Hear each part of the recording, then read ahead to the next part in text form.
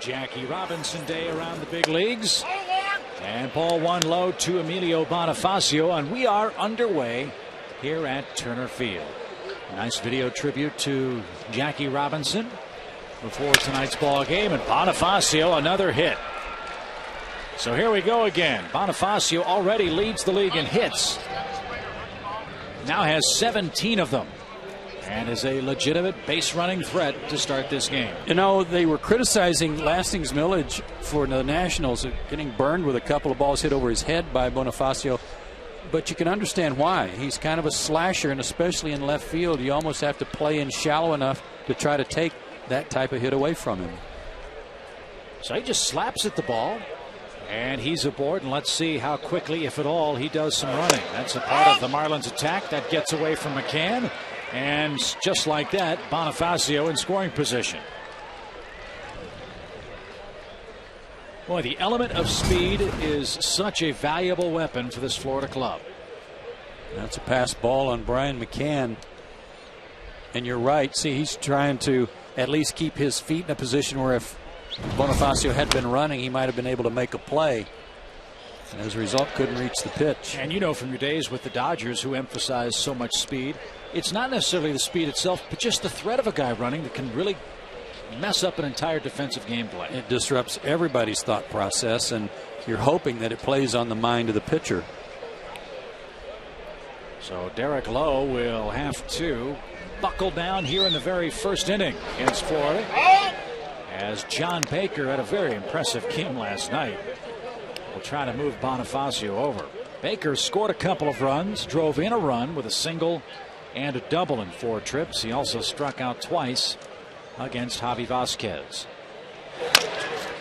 That won't advance Bonifacio. Not a good at bat, but a good result for Lowe. The sinker ball works to get Baker. I was just thinking about a sinker ball to first base. If Casey Kochman's already looking for that ball to sink a little bit when Derek fires it to him. Derek 6'6", no trouble getting to this one and keeping Bonifacio at second. Easy play. I wonder how many times a year Kochman's going to have his first base glove re-webbed. Between Escobar and some of the other guys in their arms. Good question. Probably more than once. So here's Hanley Ramirez. He chops the ball to third. First chance for Infante. Long throw, plenty of time. One thing you love to see pitchers do is pick up their defense. Derek Lowe's picked up Brian McCann with 2 soft groundouts here in this opening frame. That's his bread and butter, is getting the hitters to hit the ball on the ground, and so far so good. He's kept it in the infield. But now here's a real challenge. Jorge Cantu at .368 with a couple of home runs. Had a terrific WBC with Mexico. And if you look closely at his left hand, you'll see it's very heavily protected for Cantu. Joe has had a rough first week with a hand injury. Yes, he has a contusion. Ah, I like that. I like that. Very nice. He took a throw at first base that actually got hit by a pitch first, and then took a throw that kind of bent his hand back a little bit, that aggravated it. So it's a little tender. Daniel Cabrera also hit him with a pitch on that left hand. So not only were those plays at first base problematic, a blazing fastball caused some issues as another one gets away from McCann. That one's a wild pitch. Brian hasn't had any trouble with Derek Lowe to this point in the season. But tonight, 2 that get by him. One pass ball, one's a wild pitch. That one wide of the zone. If I could hit him in the foot, too. I was going to say, if it doesn't hit him in the foot, Bonifacio might score on that ball. Oh, that's outside! Yes, it is, Hunter Wendelstedt. 3 balls and a strike.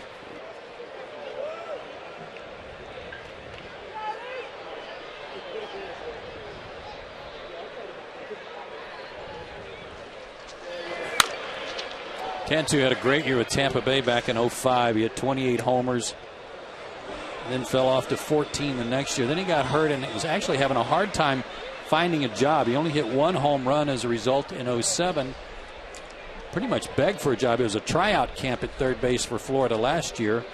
he won the job and playing between third and first. He had 29 homers for the Fish last year. Yeah, and people forget he was a second baseman. So he's played 3 different infield positions in his big league career.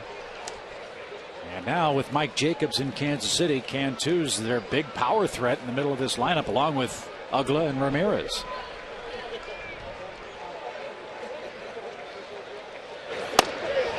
Just missed with a slider.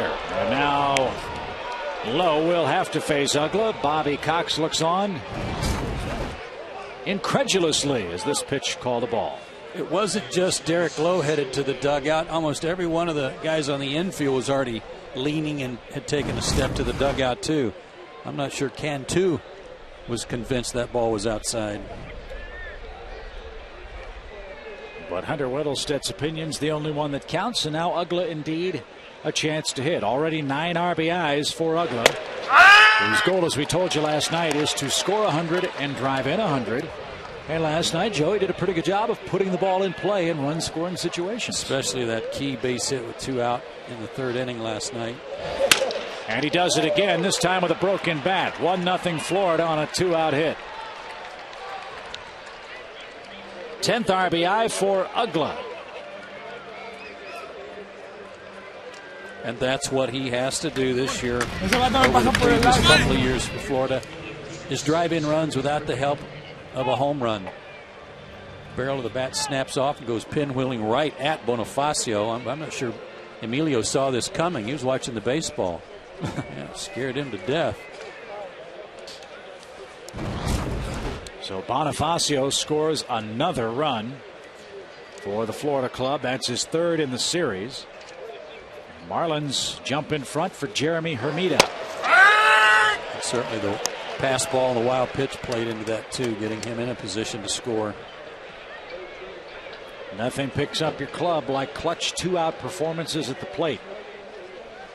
And 23 2-out runs have paced the Marlins to a 6-1 start, equaling their best. Derek Lowe will, I'm sure, be lamenting that call he didn't get on Cantu when he gets to the dugout.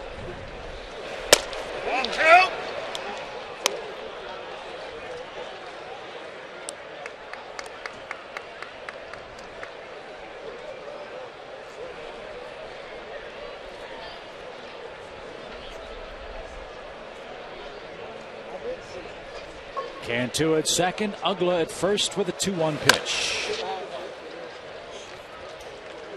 And now 2 balls, 2 strikes. It's odd, isn't it, to see guys with 42 on their back instead of their customary number, and no names on the back too. Yeah.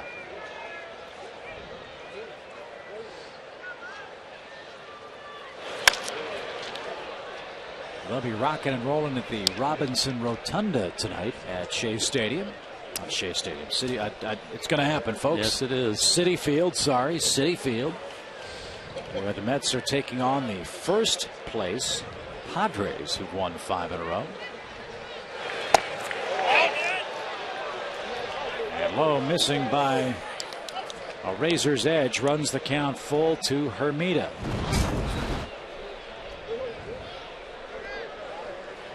He stopped it. Hands kind of went out there, but the bat trailed.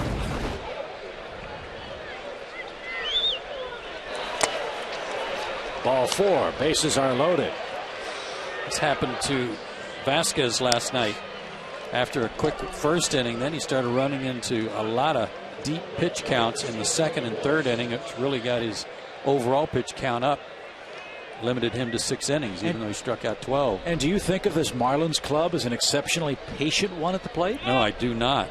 I'm kind of curious as to the sun that's shining through the stadium and how it's kind of right in Derek's face when he's into the windup or into the stretch in this case, if it's a little bit distracting.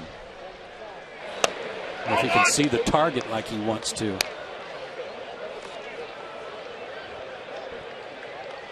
Have a spotlight on him. 1 ball, no strikes to Cody Ross, who's off to a 2 for 23 start for Florida at the plate. And Low behind him, ball 2. 2 balls, no strikes, no place to put him, and you don't want to give Andrew Miller too much. He's been awfully tough in his young career against the Braves.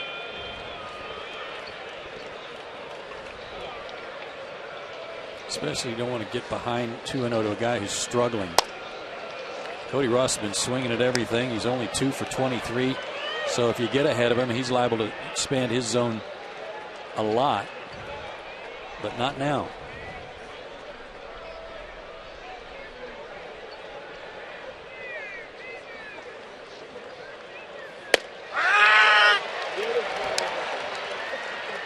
And I think you're right. I think the sunshine is bothering Lowe. That's the only bright spot in the middle of the diamond right now, is right on him. When Miller goes out there, he'll have it to his back when he goes in his windup.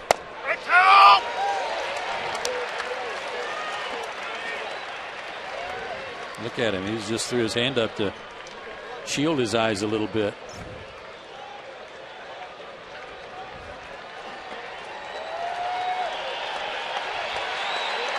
'29th pitch. Runners go, and a little broken bat pop right side. Kochman can't get there. It's out of reach. And we'll do it again. So it'll take at least 30 pitches for Derek Lowe to get through this first inning. And I'm not making any excuses for Derek, but remember, he only pitched 3 innings in his last start because of rain. Sometimes sinker ballers are too strong in their very first inning the next start out. That's a good point. I still think he should have been out of the inning a long time ago. Just don't want to walk one in here. Grounded toward third. Infante gives ground. 360 spin and a seed to first. 30 pitches for Lowe, and he allows only 1 Marlins run in Game 2 here at Turner Field.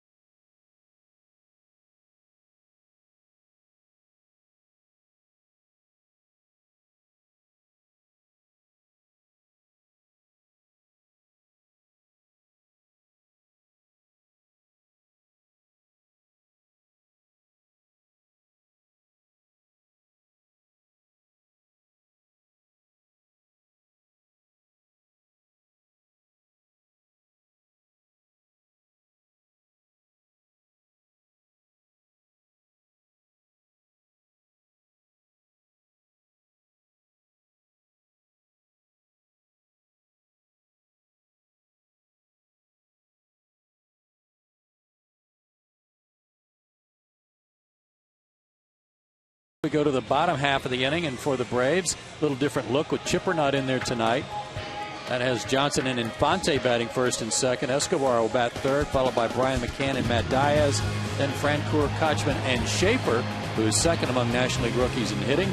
Derek Lowe will bat ninth. On the mound, Andrew Miller, 6'7", 207 pounds, 23 years old, out of Gainesville, Florida, and the University of North Carolina. He was a #1 pick back in 2006. And a #1 pick of the Tigers, who sent him to the Marlins in that aforementioned Cabrera, Dontrelle Willis deal. Florida, as they usually do, make up pretty well when they hook up in big league trades. 1 ball, 1 strike to Kelly. Their professional scouting is outstanding because they know they're going to have to make some deals like that when they unload some of their veterans when they can't afford them. Talked with David Sampson about that on Sunday down in Miami about the Marlins. And look, they play in a big city, but they are a small market team. They have a very low payroll. They can't afford to make mistakes that other clubs can. So when they sign a guy like a Hanley Ramirez to a long-term contract, they have to be very sure about that, as well as the players they acquire in return. If they're going to trade a Josh Beckett, they've got to be sure they're getting Hanley Ramirez back. Kelly smokes that one to right center field, and that's over the head of Ross. Kelly's around second. He's going to try for third. Here comes the throw. On target, late, triple.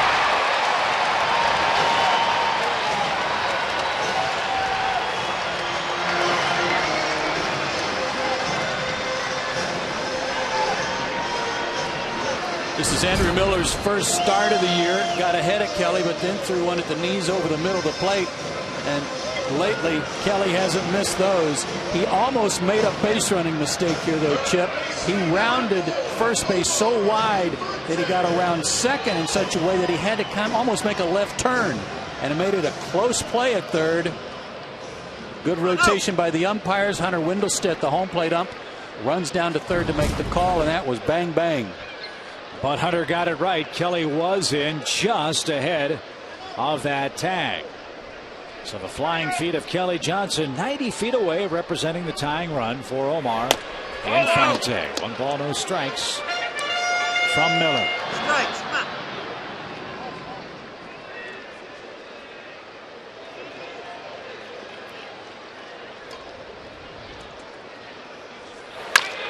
In the air to right center. Maben hesitates, but makes the catch.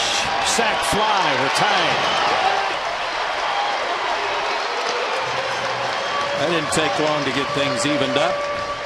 Take a look at Kelly's base running trip here, and he's one of the best base runners on the team. He's watching the ball more than the base, but he had gone way outside the line between first and second, which caused him to have to make almost a left-hand turn into the bag.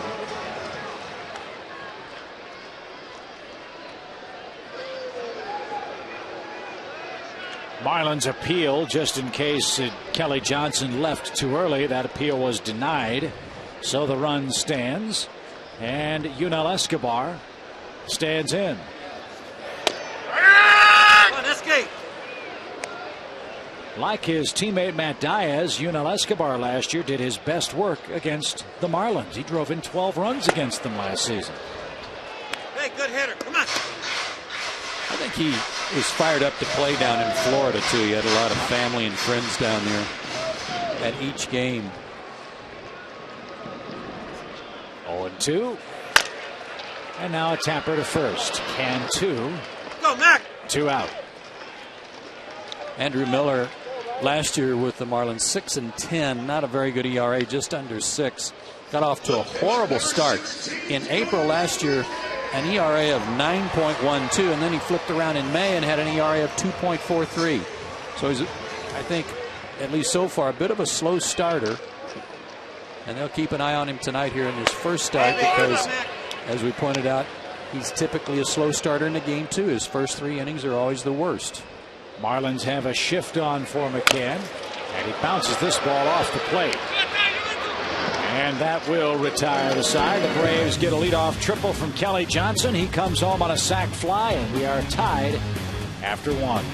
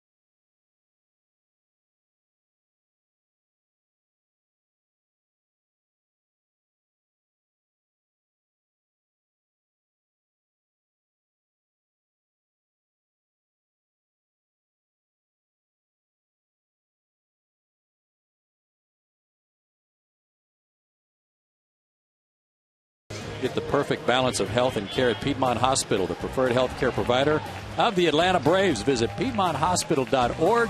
Tom Glavine, I guess the report was good in that it wasn't a damaged left shoulder other than some inflammation in the rotator cuff, but he's going to have to take a couple more weeks off before he throws again. Tim Hudson recovering nicely from his elbow surgery. David Ross last night played a rehab game in Rome and hit a home run, went 1 for 3. He'll play again, I believe, again tonight, and scheduled to rejoin the team tomorrow. So the Braves will have to make a roster move for that. They'll also have to make a roster move when Jojo Reyes starts for Tom Glavine. I guess the worst part for Tom is all the progress he made getting ready for that start on the 19th. Not only will he be shut down for 2 weeks, but he'll have to climb back on the bicycle, so to speak, and rebuild arm strength, which is going to set him back, I would assume, at least a month. Well, he said yesterday, I don't want to quote him, but he indicated that he's not ready to go through another 2 or 3 month rehabilitation. That if it's not going to be better, if he's not pain free in a couple of weeks, or at least at a level that he can pitch with it, then he'll have to think about something else. Well, we hope that decision won't come for a while for Tom, as Cameron Maybin ahead in the count, 3 balls and a strike.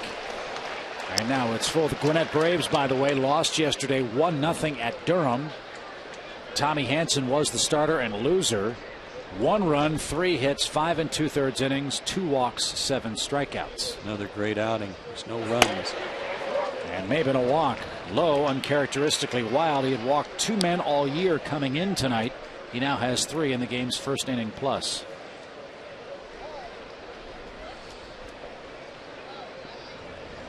Glad you folks are here tonight from Sumter.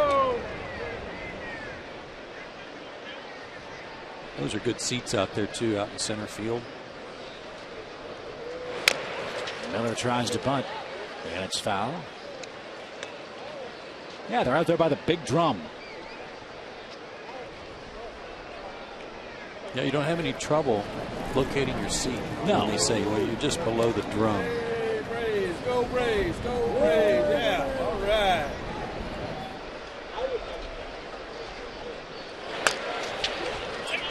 Miller lays it down. 1 play for Kochman. Good sacrifice. Maybin in scoring position with 1 out. And fans, it's time for the know-how question of the game, built by the Home Depot. And if you have a question tonight, send us an email, and if chosen, we'll answer it later in the game. Send your email to braves@peachtreetv.com. Please tell us your name, where you're from, and remember, more saving, more doing. That's the power of Home Depot. I love going to Home Depot. I do too. It's funny how you can walk up down the aisles and go, yeah, I need one of those. Yeah. You walk in for light bulbs and you walk out with a cart full of stuff. Yes. And that's the plan. Which makes them very happy. Here's Bonifacio. He singled, took second on a pass ball, third on a wild pitch, and scored on a Dan Uggla single. 1 ball, no strikes.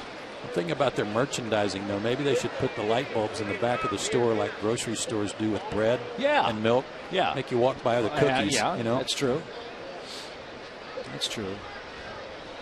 With my kids, the paint aisle was always hazardous because they had to have their own paint color strip. Oh, good. And you'd hand them the wrong color. But no, that's not the one I want. You're there for hours. It's a little tough.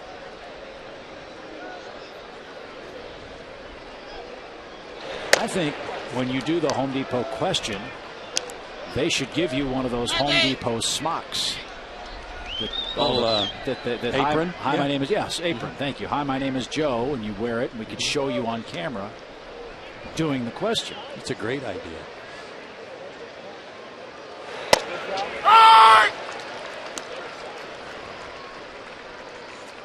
As you pointed out, 3 walks for Derek so far tonight. Chip, last time he walked 4 in a start was May 4th of last year at Colorado.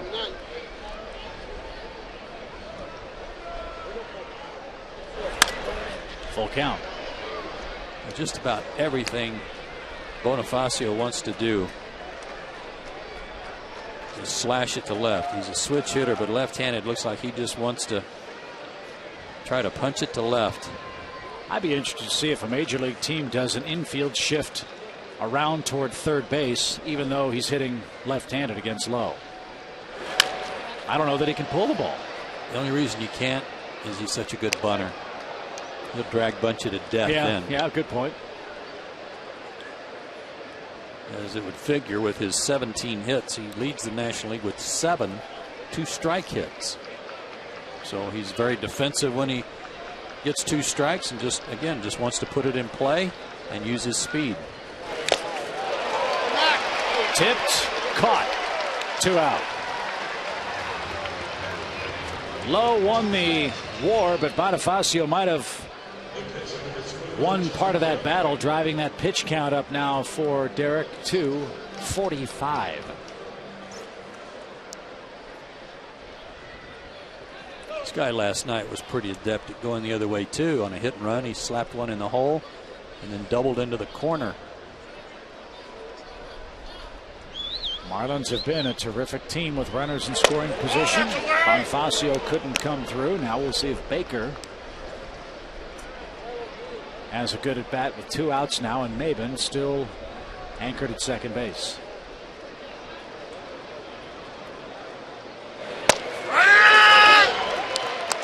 Good slider. Not a real hard, sharp breaker, but a get-over slider.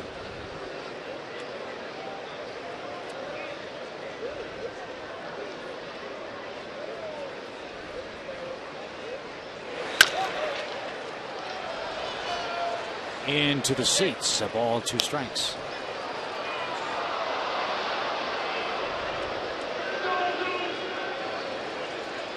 So far tonight, just observing the way Derek's pitching compared to his first 2 starts, it's almost like he's a little uncomfortable the way the ball's coming out of his hand tonight. He threw a pitch to Bonifacio that kind of almost like a screwball came out of his hand almost backwards. It wasn't close to the plate. So he's still looking for that tonight. I may be totally wrong, but I'm convinced that for a guy that's used to going 6, 7, 8 innings to start, when you go 3 and have your normal turn of rest, he's not going to have the same touch. He might be one of those guys. The last start rained out. That pitch of Dandy, though, takes care of Baker. He strands Cameron Maben and keeps this game tied.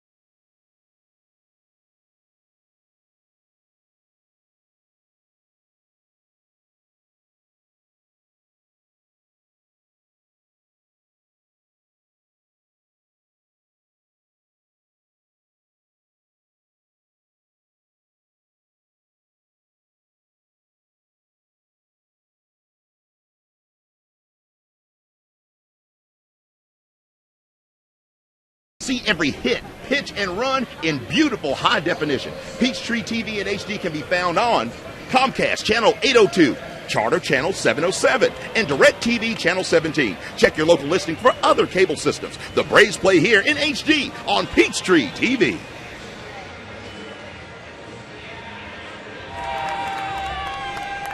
Chilly night in Atlanta, but still a nice gathering here at Turner Field.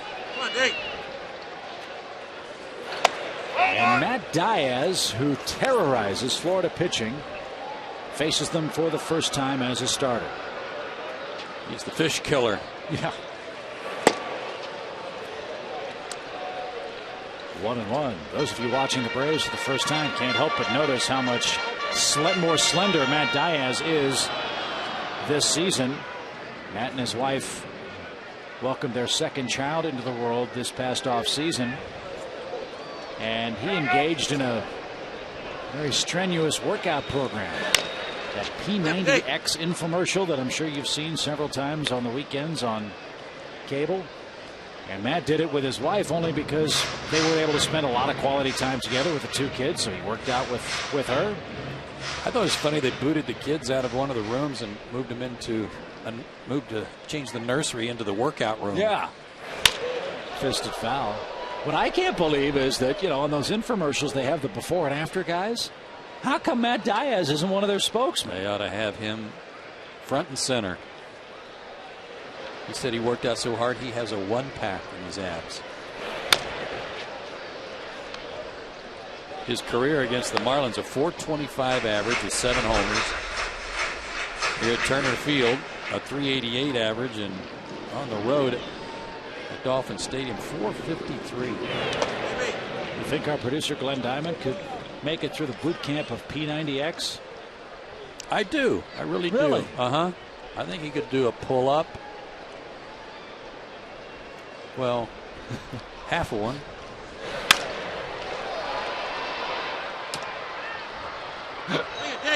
Glenn says he couldn't do one, but he can wear them.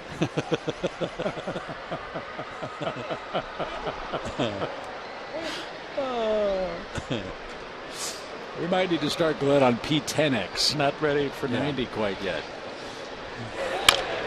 To third, Bonifacio. That's the play that's sometimes given him a little trouble.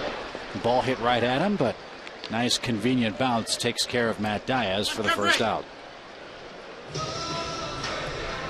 I think another thing to follow with this Marlins club, are they going to catch the ball consistently enough to support their young pitching? Their middle infield has really got to be tight. 20+ errors for Ramirez.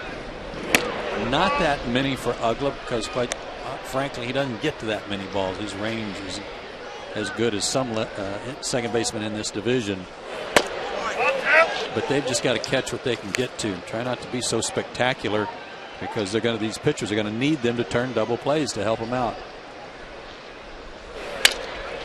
Another broken bat, this one by Francoeur. Is that a product, Joe, of being a young player and just trying to make a name for yourself, or is that the way that these guys try to play? Be flashy and fancy with the glove. I think the flashy and fancy is some of that Wed Jim desire, to make sure everybody sees some spectacular play every night. And that's okay as long as you're making the routine play. If you're booting the easy ones, then that's not so good.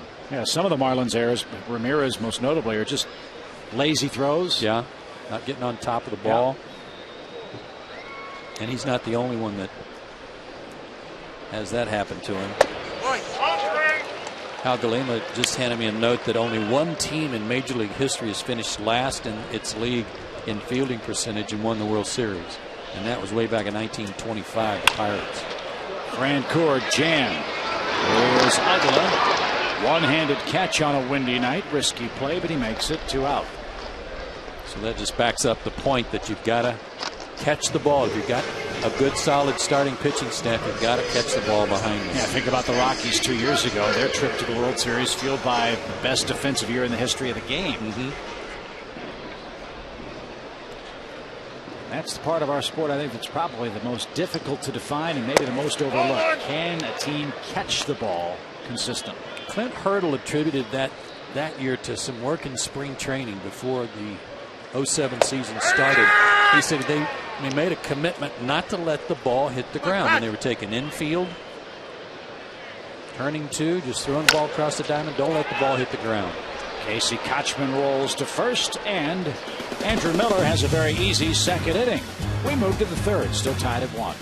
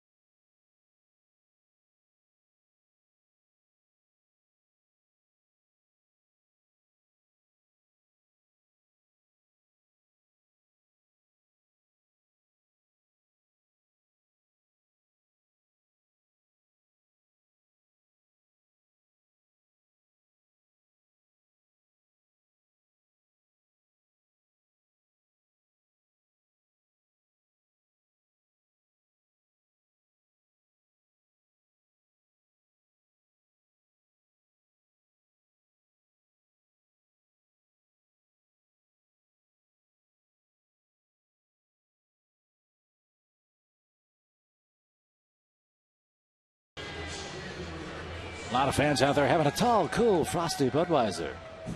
Hope you are too. Yeah. That's after the game. Here's Andy Ramirez in a 1-1 game, third inning. Ramirez rolled out to third his first time up. And this inning's pitch speed brought to you by Bear Advanced. Bear Advanced, better science, better results.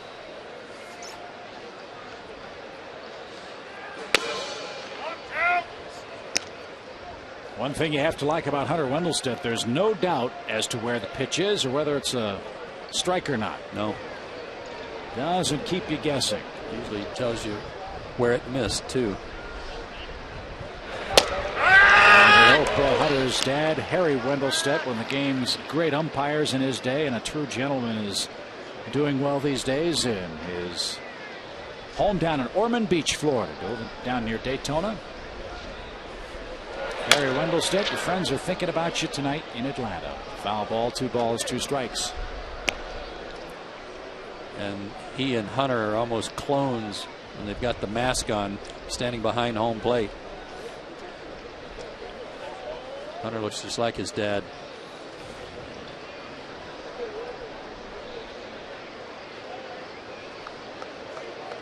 Wind picking up, blowing across the diamond from left to right.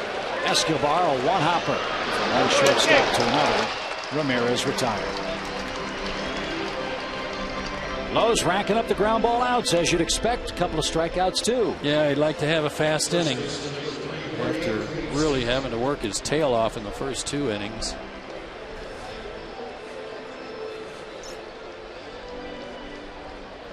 And that brings up Cantu for the second time. We mentioned Cantu played for the Mexican squad in the World Baseball Classic. And he just missed a double foul. Cantu was born in McAllen, Texas, but his family moved to Mexico when he was an infant. He's got a huge ranch. The family has a huge 8,000+ acre ranch down in Reynosa, Mexico.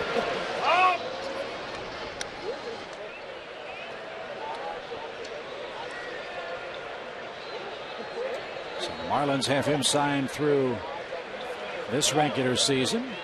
He's played with the Rays, briefly with the Reds, and now Florida. And Escobar again loads up. 2 out.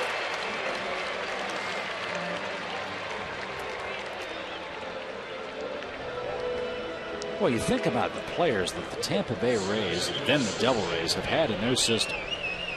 Goodness gracious. Cantu and Josh Hamilton, and on you go. Finally, it all clicked for them last year. Rocco Baldelli. Remember that one year, though, they decided to go veterans? Ugla belts one down the left field. I had it. Greg Vaughn, Jose Canseco, Vinny Castilla. That was a disaster. Yeah, that didn't work out so good.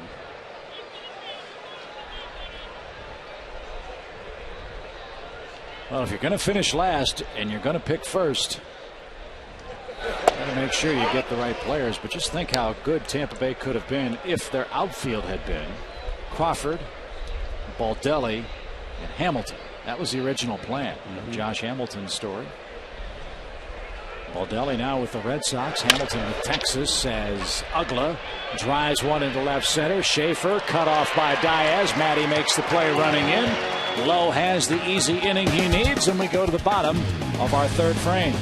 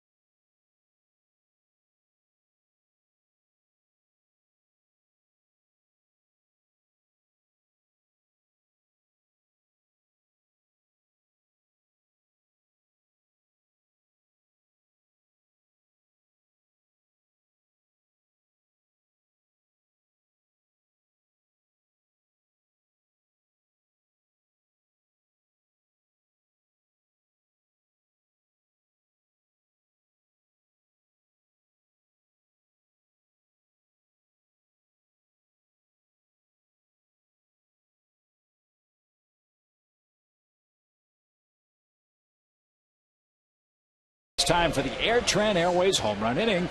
One lucky fan will have a chance to win free airfare for 2 if the Braves hit a homer this inning.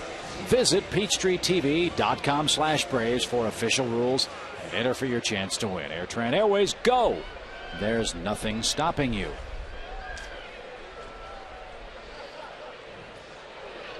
Jordan Schaefer ready to go. Tries to bunt, and it's out of play, foul. Wind still galing out toward the right field corner, so if Jordan can just hit one in the air that way, he's got a chance to make somebody a winner in the home run sweepstakes. If you were a winner, where would you want to go?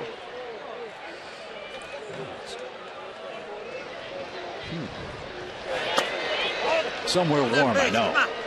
Got that right. What happened to spring, for crying out loud? It's on the DL. Yeah.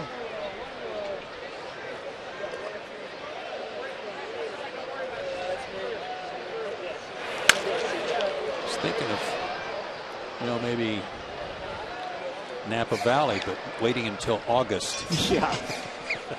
Yeah, not much warmer there right now, is it? So find somebody to snuggle up with and settle in for a night of Braves baseball with us here on Peachtree.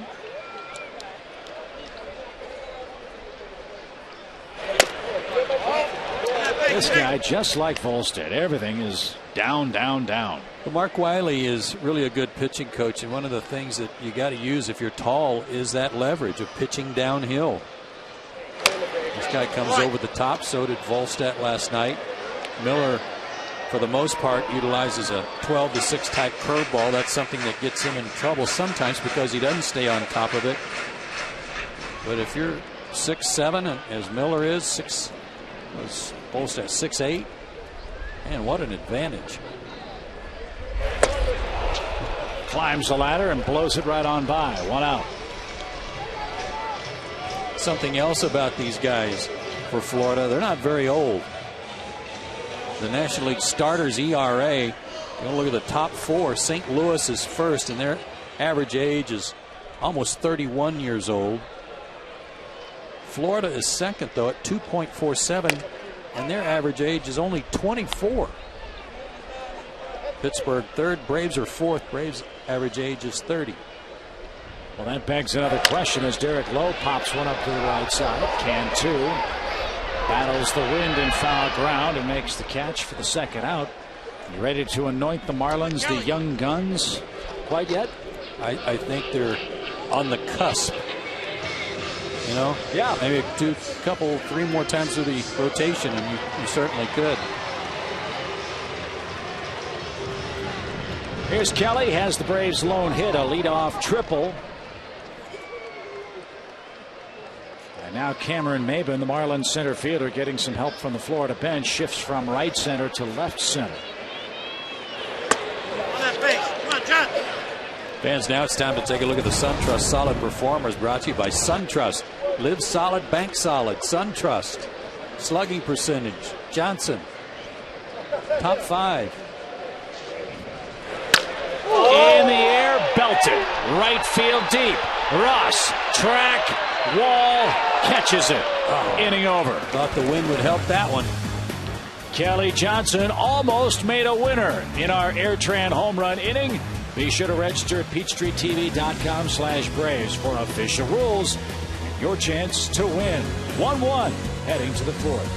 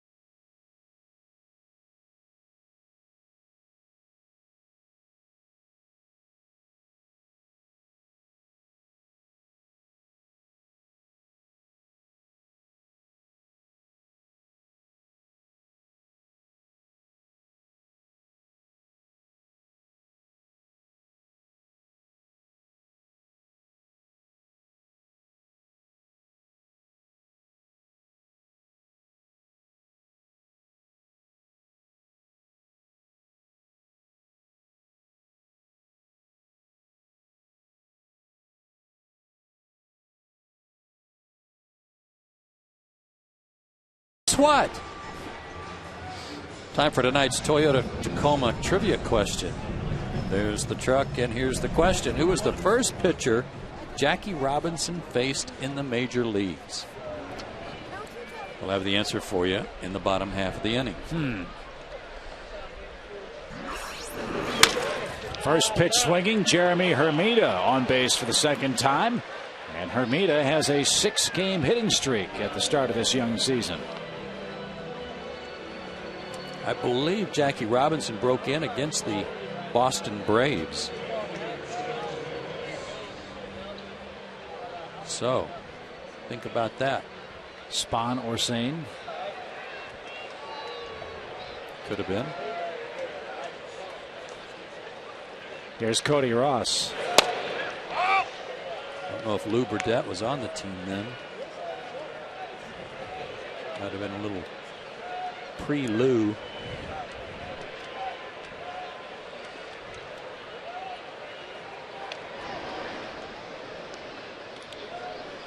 Ross is average and anemic .083. 2 hits in his first 24 at-bats. Started very slowly last year, then exploded for 10 home runs in May. They haven't needed his offense. They're happy to have him play right field, where at times they can boast 3 center fielders when they have a Mezzica playing in place of Hermida in left. Maben and Ross out there. Again, Florida knows they have to shore up things defensively, and to this point in the season they've been able to do that. Yeah, they're playing well. Their bullpen's doing a good enough job. Last night I was impressed with Leo Nunez. That was a good acquisition from Kansas City for Jacobs. Runner goes, hit and run. Escobar has only 1 play. Florida stays out of a double play. Hermida at second with 1 out. Look at Ross. Hit it solidly, just guessed wrong, unlike last night when John Baker did find the right hole. You know what, though? I like what Freddie Gonzalez did here. I like it when a manager tries to help a guy out who's struggling by putting on a hit and run. You're not trying to do too much. You're just trying to put the ball in play, and he really squared that one up right at Escobar. So good move there by the Marlins manager to try to get Ross going. Cameron Maben, the young center fielder, looking for his first hit of the year with a man in scoring position. Could not check his swing. Strike 1. I grew up watching the Cardinals in the 80s, and I love the running game. I know it's sort of out of vogue and slowly starting to come back in, but the stolen base, first to third, runs, if done right, that's really baseball. It's something that that ball club had to do a lot of, though. They didn't have a lot of power. The beast among the fleas was Jack Clark, and that's what they called themselves. But Vince Coleman and Tommy Herr and Willie McGee, all those guys could run. They just beat the ball off the turf and ran. A little tougher to do these days with very little artificial surface in baseball anymore. Cameron Maben runs well. I like watching him play last night. Long strider.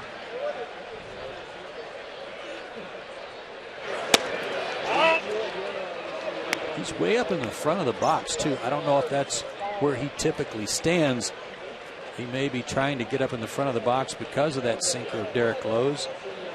But look how much room between his back foot and where the plate is with respect to his stance. Didn't work. Lowe punches him out.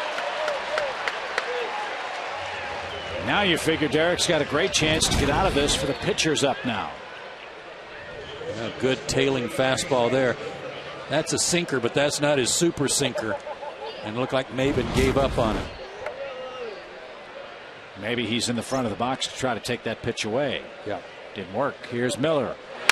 He lays down a bunt. Strike 1.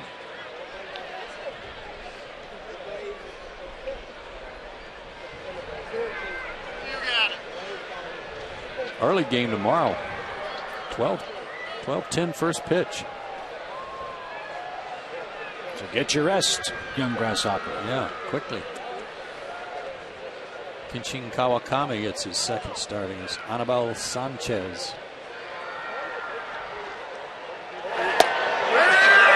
Kawakami, by the way, has a terrific sense of humor. In Japanese, Ohio is a means of greeting. It means hello.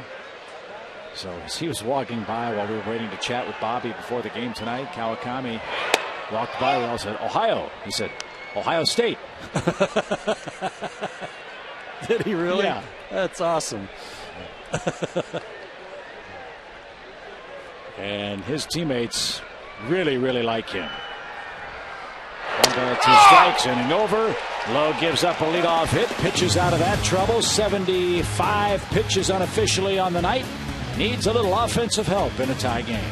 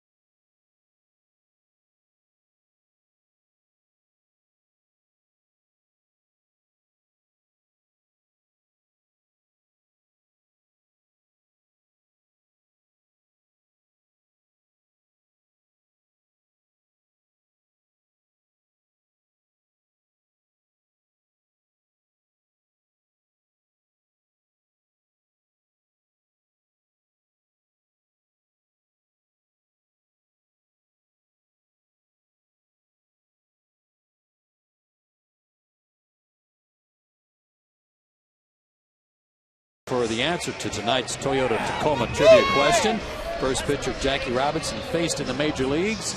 I'm going with Johnny Sane. It's a pretty good guess. I'll say, I don't know if it was the Cardinals, Mort Cooper. You're right. A little video on Jackie Robinson. Yogi Berra going nuts because he thought he was out at the plate.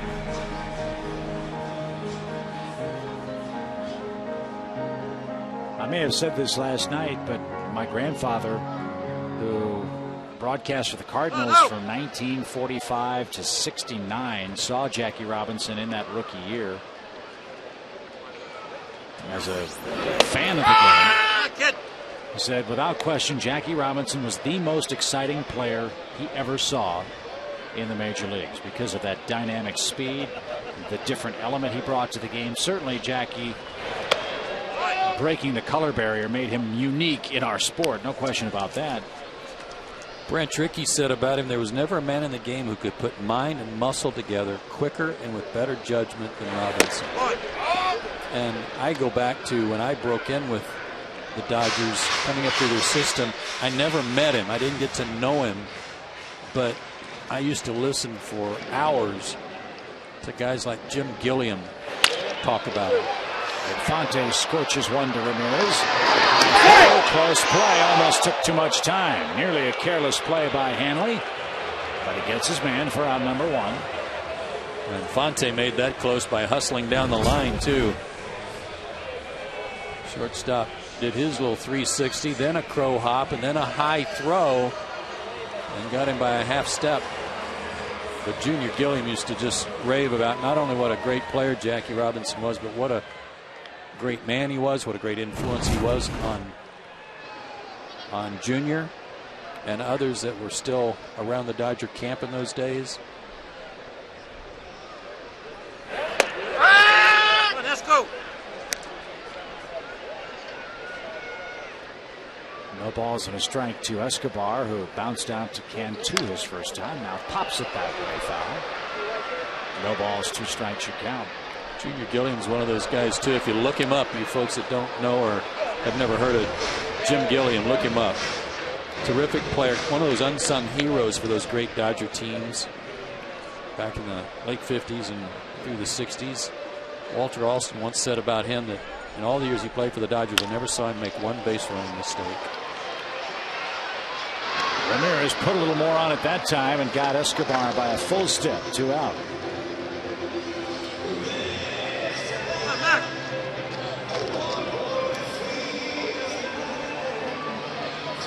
And if you're sitting at home and wondering, well, who's Walter Alston, then we're probably going Dukes on that one. We've already gone who's Branch Rickey. Yeah. Branch Rickey's the man that really invented the farm system, Major League farm system. Longtime executive with many Major League teams, including the Cardinals, Dodgers. One of his great sayings was, "Luck is the residue of design." McCann in the air to Maben. And Miller has an easy frame. His pitch count a very manageable 48 now through 4 innings of tie baseball.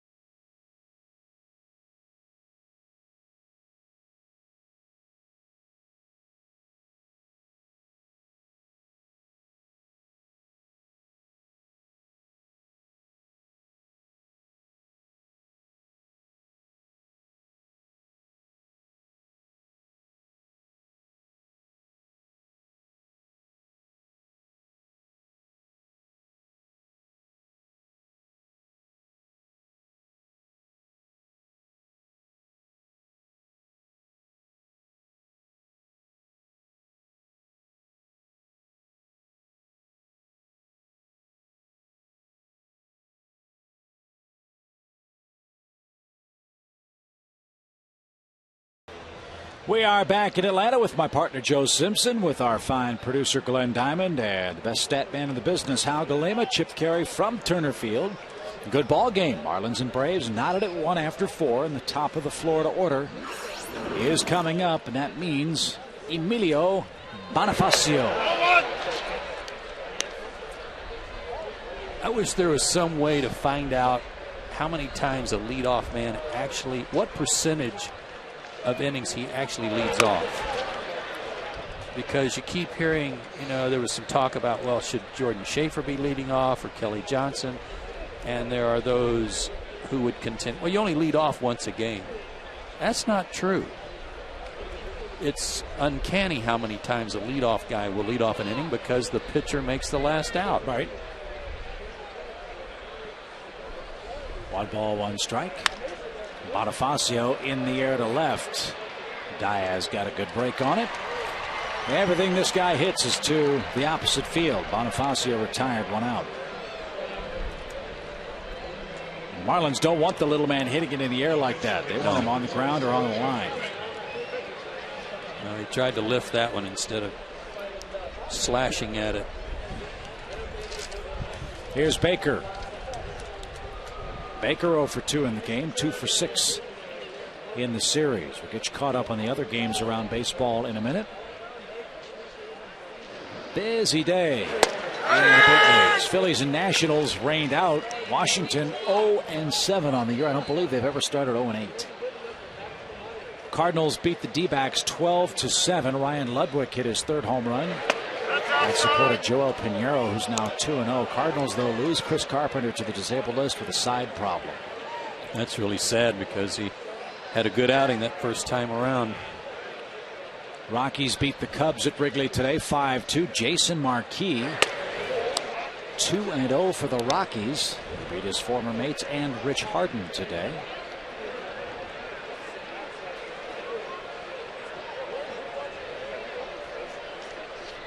Two balls and a strike. 2-2.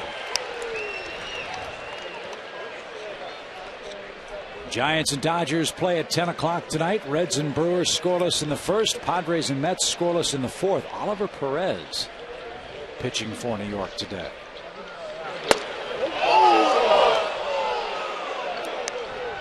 Another close one that didn't go Derek Lowe's way. Tried a backdoor slider. Just didn't quite come back enough for Hunter Wendelstedt. Astros and Mike Hampton lead the Pirates 4-0. That game's in the fourth on a line drive to left. So Baker has his first base hit of the game. Marlins have 4 of those in total. AL scoreboard tonight. Orioles Rangers no score first. Same story. Jays at Minnesota. Angels are in Seattle. How about the M's? Mariners are 6-2. Break them up. Tigers 9-0 beat the White Sox today. Indians beat Kyle Farnsworth and the Royals 5-4 today. Cleveland 2-7 on the year. Tim Wakefield took a no-hitter into the 8th inning as Boston beat the A's 8-2. J.D. Drew and Michael Lowell went deep. And the Yankees beat Tampa Bay 4-3. Ramirez right center over the head of Schaefer and off the top of the fence. Baker on his way to third will be stopped. So Hanley Ramirez with a double gives the Marlins a great chance in the 5th. They're at second and third with 1 out. That ball jumped off his bat, Chip. It looked like a line drive that might hang up and give Jordan a chance to catch it, but high fastball, and he leveled off on it. And then it just seemed to hit the jet stream out there and flew over his head. Ramirez led off a lot last year for Florida, and how Galima, based on what I just asked a minute ago, looked it up. He had 533 at bats leading off. I mean, for the year as a leadoff batter. 250 times he led off an inning. So roughly half. Almost half. Yeah. Thanks, Hal. So it's a lot more than you think, other than just that one leading off the game. Cantu now 0 for 1 with a walk. Way late. 0-2. That one had some bite going down and in. Talk with Derek Lowe, Joe, about situations like this. And here's where Derek feels his experience as a closer has immeasurably helped him as a starting pitcher. In a tight game, he's got to think this is the 9th inning and not allow Baker or Ramirez to score here. Well, twice tonight he's had borderline calls that didn't go his way. And one was to Cantu that turned into a walk in the first inning, and Uggla followed with an RBI single. It looked like maybe he had Baker struck out, and on the next pitch he lines a single. Line base hit. Baker scores. Ramirez to third. Cantu's 8th RBI puts the Marlins in front. He just hooked that ball past a diving Yunel Escobar.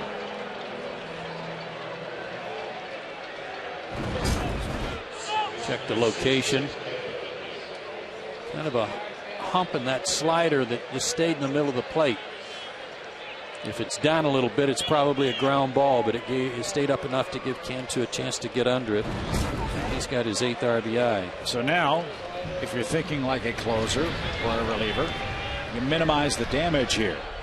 Here's where Lowe could use a ground ball off Uggla's bat. A double play would end this inning.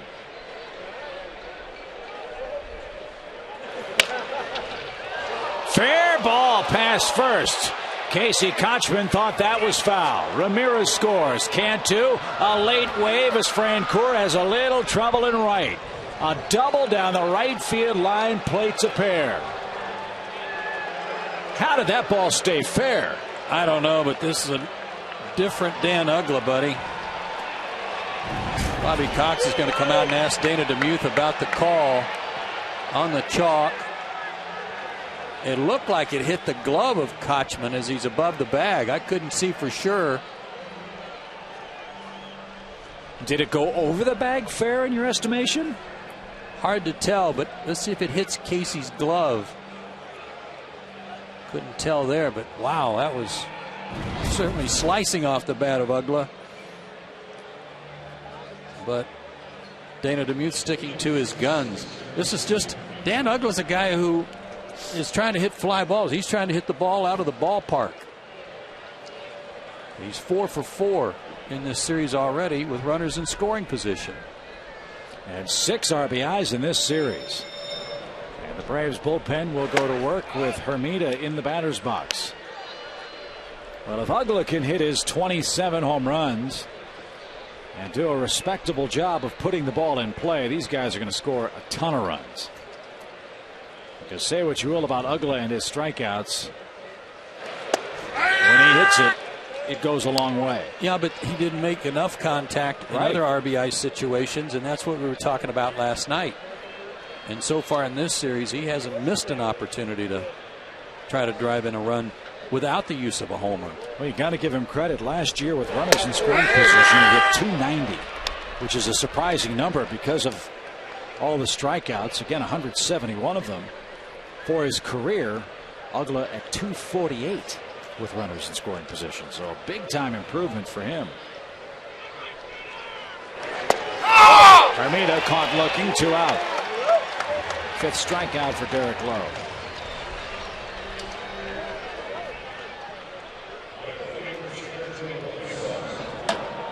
Jeff Bennett loosening up in the Braves bullpen.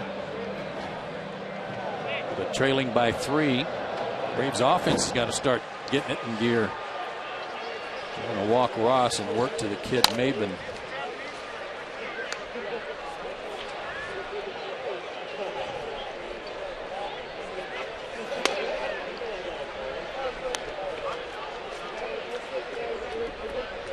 So 1st and 2nd for the Marlins after Ross sees one more wide one. And 4 walks for Derek Lowe. Again, he's not going to make excuses if he doesn't win this game, but I think only 3 innings last time out did not help him have touch and feel, at least to this point yet. But he's battling, but down now 4-1. And at 98 pitches already. Only 1-1-2-3 inning, and that was the 3rd. Florida's touched him for 7 hits. Yeah, need to stop the bleeding right here. Get out of this inning with the 3 runs having been allowed.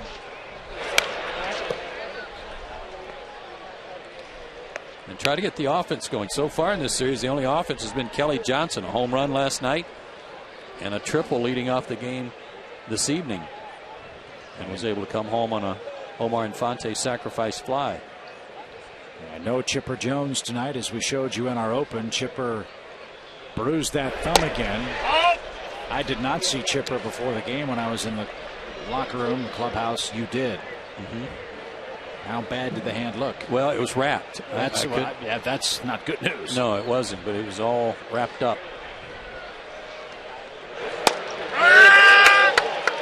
To such an extent, that's why I said in the pregame comments, I don't know if he could pinch it because of all that wrapping on it. I would think that's one of those injuries that's awfully tough to make go away. It's like a bone bruise, you know, and you just keep aggravating it. And it not only affects your swing because of the pain, it affects your swing mentally because you don't want to feel that pain, so you start making changes and adjustments. And that's what we also showed with that next to last at bat for Chipper last night.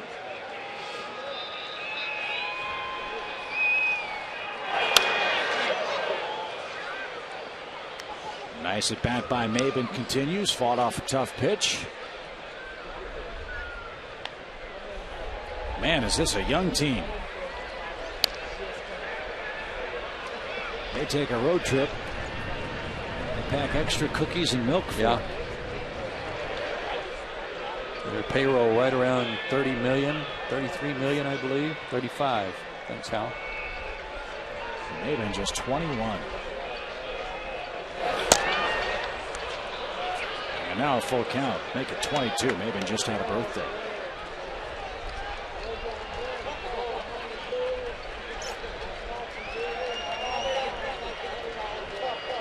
It's a good team. It's a good team, and again, if they keep playing good defense, they're going to contend for the division championship. Bases are loaded. Pitchers up. 5 walks for Derek Lowe. Pitcher spot is due up 5th in the 5th for Atlanta. So you know Bobby would like Lowe to get Miller here and then make a decision without having to burn 2 players. Yeah, you don't like to bring in a relief pitcher to pitch to the opposing pitcher. You figure this guy will get himself out. Hard hit ball. Boxed. But the pitcher on in time. And the side is retired. Marlins, though, bat around and score 3 times on 4 big hits. The big blow, Dan Uggla's doubled down the right field line to give Marlins a 4-1 lead.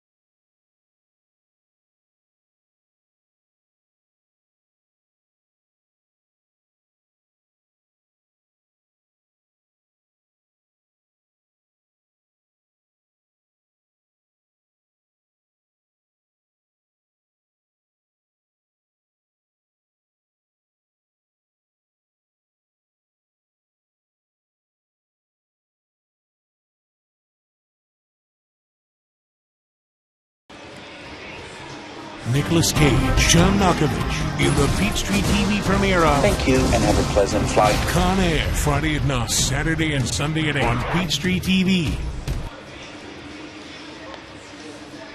Well, the Marlins have been very rude guests, wouldn't you say? They won 5-1 last night. They're winning 4-1 tonight. No, by the way, Atlanta has 1 hit. That was the first man that faced Andrew Miller. Kelly Johnson's triple. Yeah, and the scouting report on Andrew Miller, as we pointed out, is that he gets stronger as the game goes along, setting down 12 in a row since that base hit. He had pitched in a couple of games out of the bullpen before tonight's start. 2 1/3 innings, 5 hits, only 1 run allowed out of the bullpen.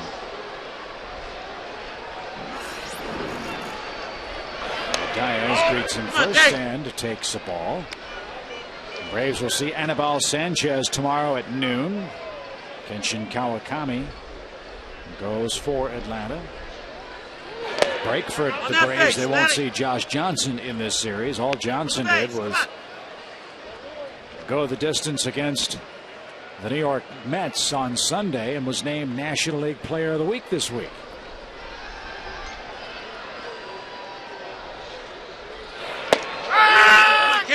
Last year, left-handers had a little trouble with Miller, hitting only .226 against him. But right-handers, a .321 average. So maybe Diaz and Francoeur get something started here. Marlins at one point went 301 consecutive games between complete games fired by one of their pitchers. They now have 2 since last August 20th, and both are by Josh Johnson.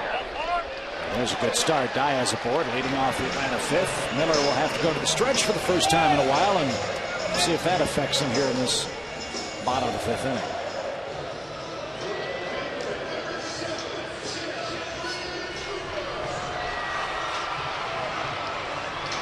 Francoeur got jammed last time up and popped out to Dan Uggla.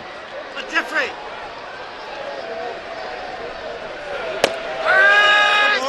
Come on, kid. It's a good take there. It's an off-speed pitch. No reason to be in a big hurry after Miller just walked his first man of the night. See if he might be losing it a little bit. We touched on that last night too. That get me over slow breaking ball that nobody expects is a free strike. I wonder how many times that is thrown for a first pitch strike in Major League Baseball. I'm sure Hal can look that up. He's laughing now. Come on, Jeffrey. As he often does at our requests. 2 balls and a strike.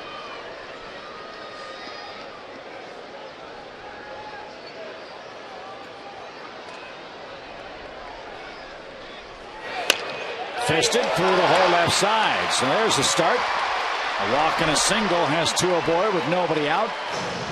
Buddy Carlisle getting loose in the Braves bullpen as the pitcher spot looming 3 hitters away now for Atlanta. Fastball not good enough to get by Jeff, even though it was inside. Francoeur pulls his hands in. It's the barrel of the bat to the ball, and while he didn't sting it, he had enough on it to get it through the hole. Especially with Ramirez playing up the middle for a potential double play grounder.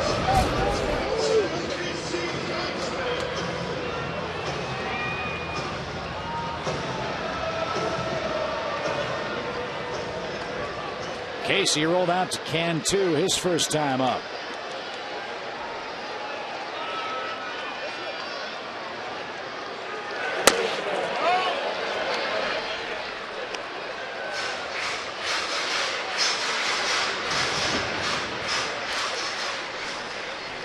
So far, Casey liking left-handed pitching a lot more than right-handers to start the season, hitting 400 against left-handers.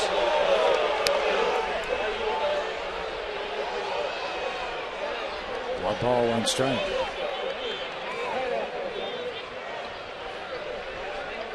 Bobby thought that ball was low. The Braves run with Kochman up. 2 balls and a strike.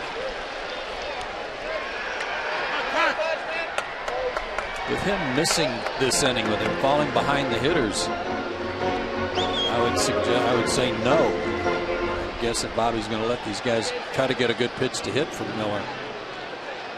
The danger is, of course, Casey doesn't run well in a double play ball. There's a line drive, left field. That'll turn to gold and score a run. Diaz scores.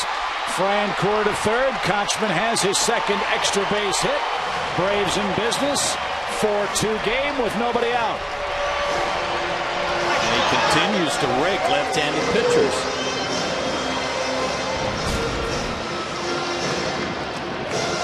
Fastball that had a lot of the plate, was up some, and Casey didn't try to do too much with that 2-0 pitch. And he's got his second RBI of the year, and the Braves in a real good position, second and third, to tie this one up. So maybe Miller going to the stretch has him out of rhythm a bit here in the 5th inning. Mark Wiley out to talk about it. A leadoff walk turns into the second. Braves run. Schaefer up second and third. Nobody out. And the Braves bench is going to come into play in the middle innings with Buddy Carlisle ready in the Braves pen.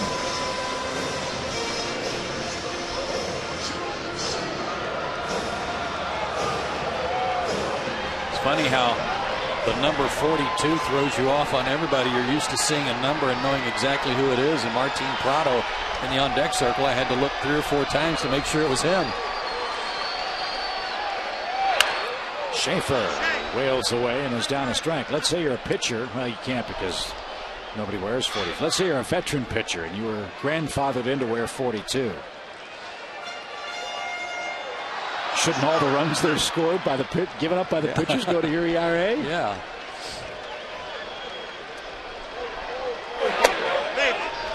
Ball and a strike. Jordan just needs to be patient here. Everybody so far this inning has gotten a good pitch to hit, except for Diaz, who walked. But he's not quite as sharp with his control as he was. Driven deep, right field line. If it's fair, it's gone. But foul. Just missed.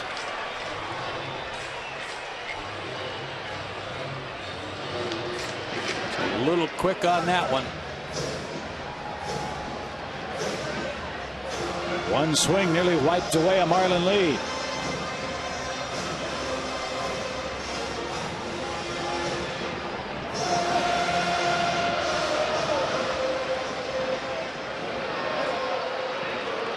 Fastball is getting tattooed pretty hard.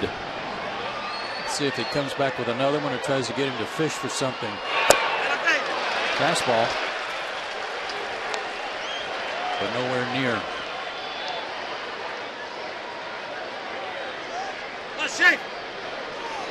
Ground ball gets you a run if Jordan can put it in play. If he pulls it to the right side, that'll move Kochman to third with one out. Schaefer swings at a ball in the dirt and did not run. You heard Bobby scream, "Hey, run." So a missed opportunity for Schaefer perhaps to get a break. There's your first out. He couldn't put it in play. That hurts. One away.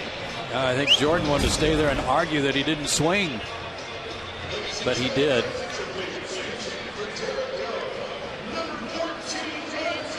Well, 2 strikeouts for Miller, both of them of Jordan Schaefer.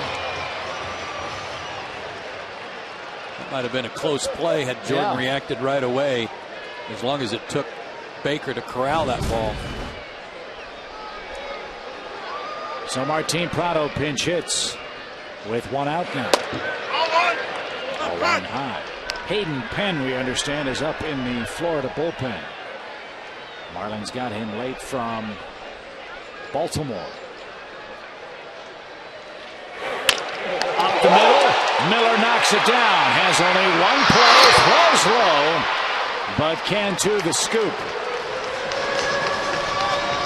Francoeur scores to make it a 1-run game. That saved a run. Looked like he was going to get up the middle for a pinch hit single. Were it not for the long spindly legs, well, in this case, the glove of Miller. He helped himself with a little leather work to knock it down. Ramirez and Baker gather to make sure Miller is all right. He appears to be. Now Kelly Johnson the bat with 2 outs and 2 runs in. For Jordan Schaefer, even though he came close to hitting that ball out, the strikeout gives him 2 in a row tonight, and he struck out 7 of his last 9 at bats. Down the left field line. Foul. It's a guy I want up there right now. How about you? He's swinging it, no question. It's lefties well. Triple a night and almost a home run. He backed Ross up to the auxiliary scoreboard in right field his last time up.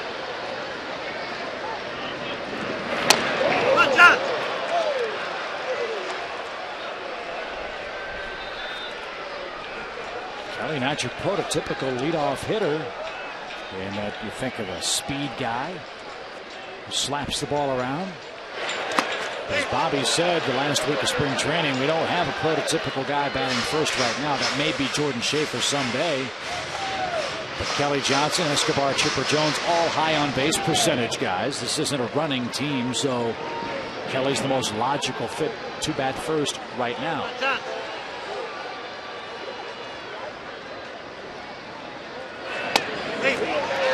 You see him working the count. 3 balls and a strike with 2 outs. And he'll take a walk. He rarely chases a bad ball. So he's got a pitch to play with here. He just needs to look for it in a real small spot. Ball 4. They're loaded. I beg your pardon. 1st and 3rd. With Kelly Johnson earning the 2nd walk of the inning. Thank you, Joe. Here's Infante now with a chance to tie the game. This guy had, I think, the highest batting average on the team last year with runners in scoring position at about 340. Tough out in the clutch. Another guy that can ambush you. Yep. A quick bat. So first and third, 2 in, 2 out, and that one down the right field line. Long run, Ross, but the wind pushes that one foul.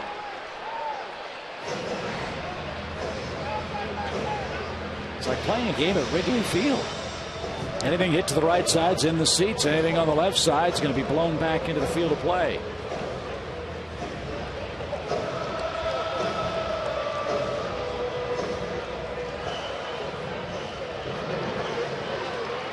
Ran that pitch in on Infante's hands. Might have been a cutter. Had some late break on it.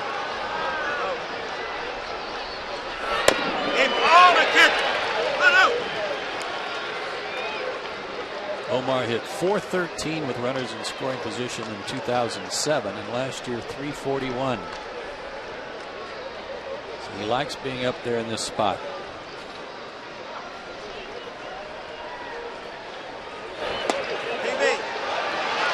Get off a good changeup. Well, you see where Escobar was on that pitch? Look at him inch his way over toward the tomahawk, right behind home plate to try to get a better angle on Andrew Miller. He's a little 2 steps away, yeah, from the old on deck circle.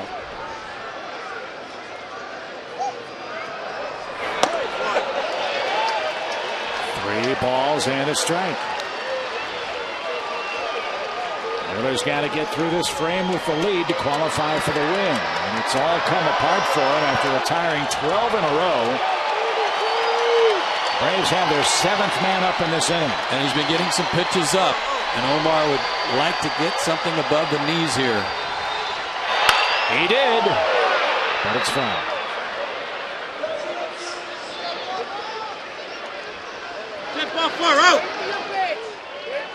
Kelly Johnson has to make sure he does not get picked off here. It's 3 and 2 with 2 out, so he'll be running on the pitch, but don't leave early and make the mental mistake of getting picked off.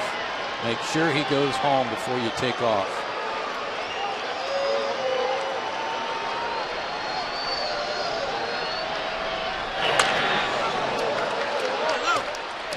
Spoiled a pretty good pitch there.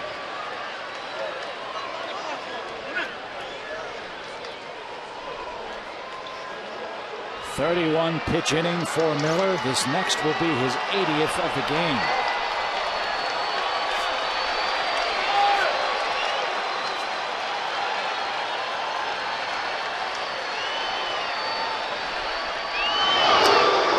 Miller thinking along with you.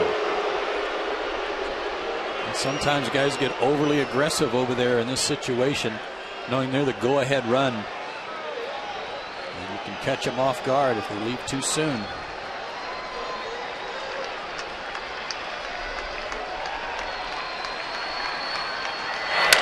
Swing and a fly ball center. Might drop. Maben can't get there. Neither can Ugla.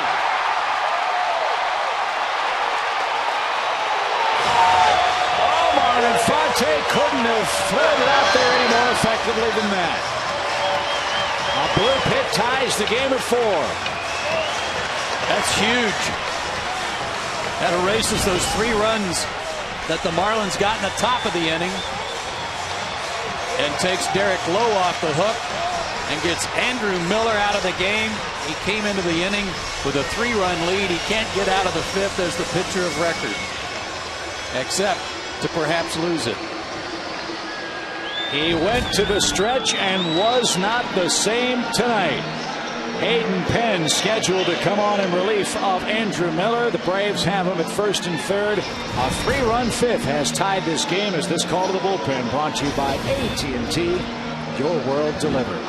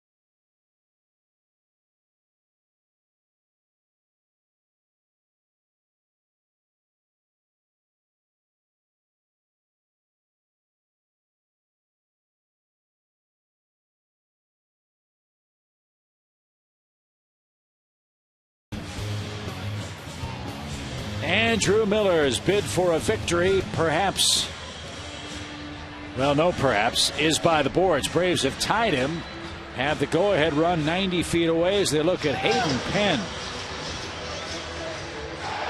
a former phenom with the Orioles who never really panned out in the Baltimore system. He's had a couple of cups of coffee with the Baltimore Orioles. Last year spent all year at AAA Norfolk. And the Marlins got him for Robert Andino on April 1st, just prior to the start of the season. Out of Santana, California. Debuted in 2005 and was just a baby, not even 21 years of age. Now he's a veteran. He's 24. He's one of the older guys on their staff, it would appear. And he will face Yunel Escobar, the 8th Brave to hit in the inning. He's only hitting .778 so far on the year with runners in scoring position.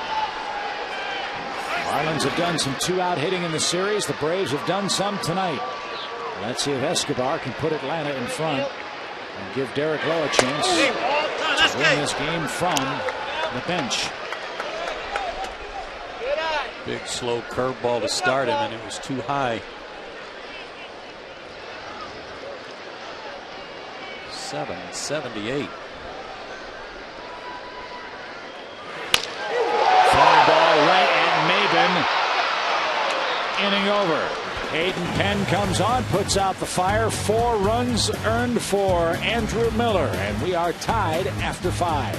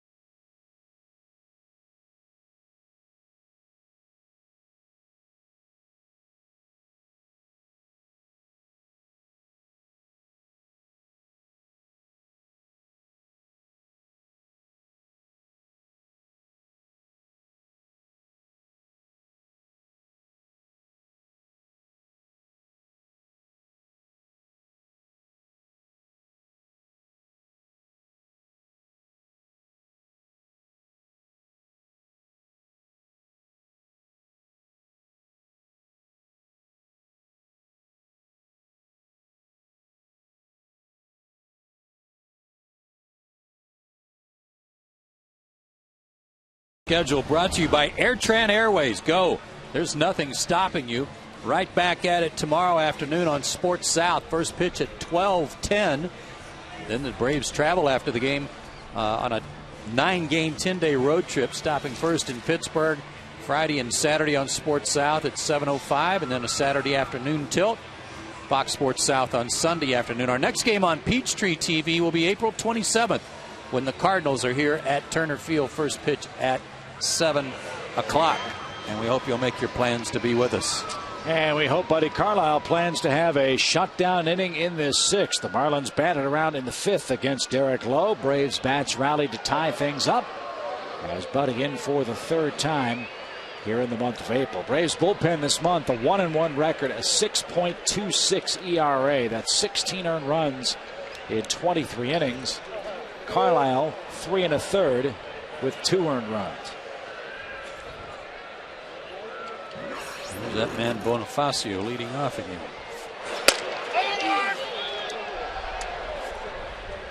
He might pass Hanley Ramirez. Most of bats leading off an inning. Yeah. He's 1 for 3 with a run tonight. And promptly Buddy behind him, 2-0.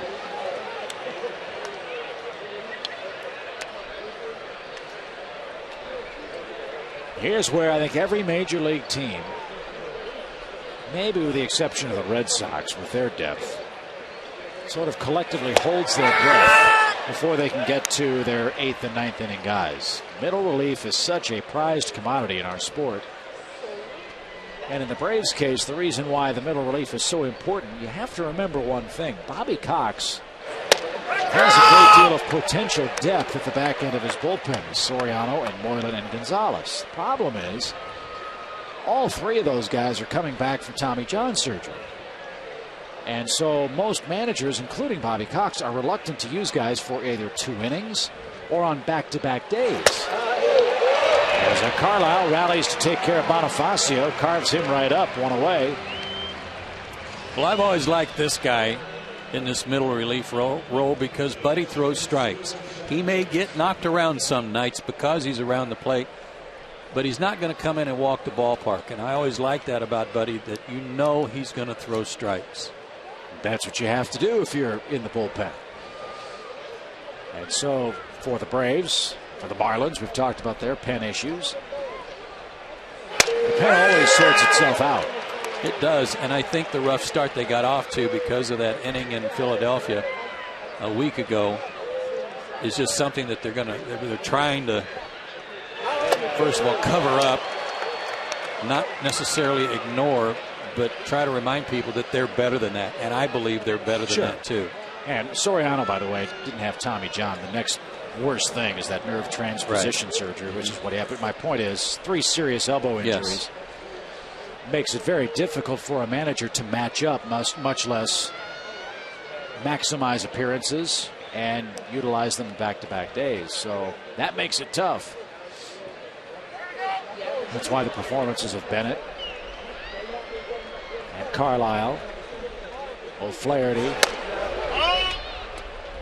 and Campillo are also critically important for this club. Every inning they give makes the decision for the manager upon whom to use not only today but the next day a whole lot easier.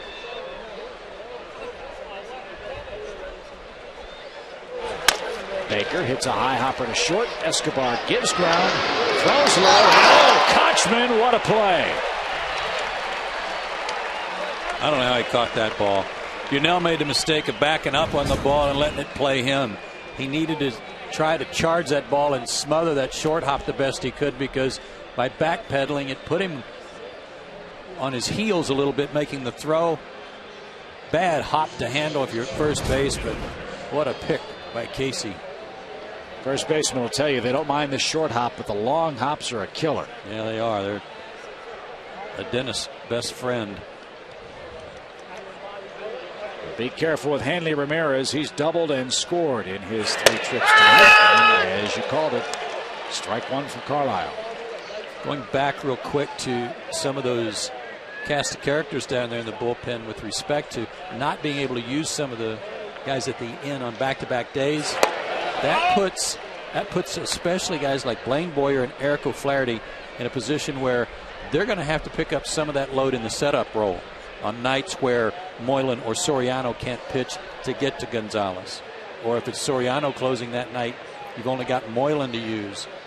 You might have to use both those guys. I think that's where their importance lies, in the ability. They're going to have to really step up, get an out or 2 in the 7th and 8th inning to help bridge the gap to get to the closer that night, whether it's Gonzalez or Soriano. And the benefit of Bobby's, if you want to call it babying of, I don't think that's the right way to put it, protecting maybe that group of relievers, is they're going to be much stronger and healthier, you would think, from May on.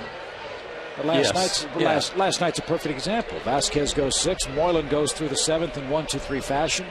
Bobby wanted to bring him out for another inning, but couldn't. Then Bennett had trouble, and the game was blown open by the Marlins.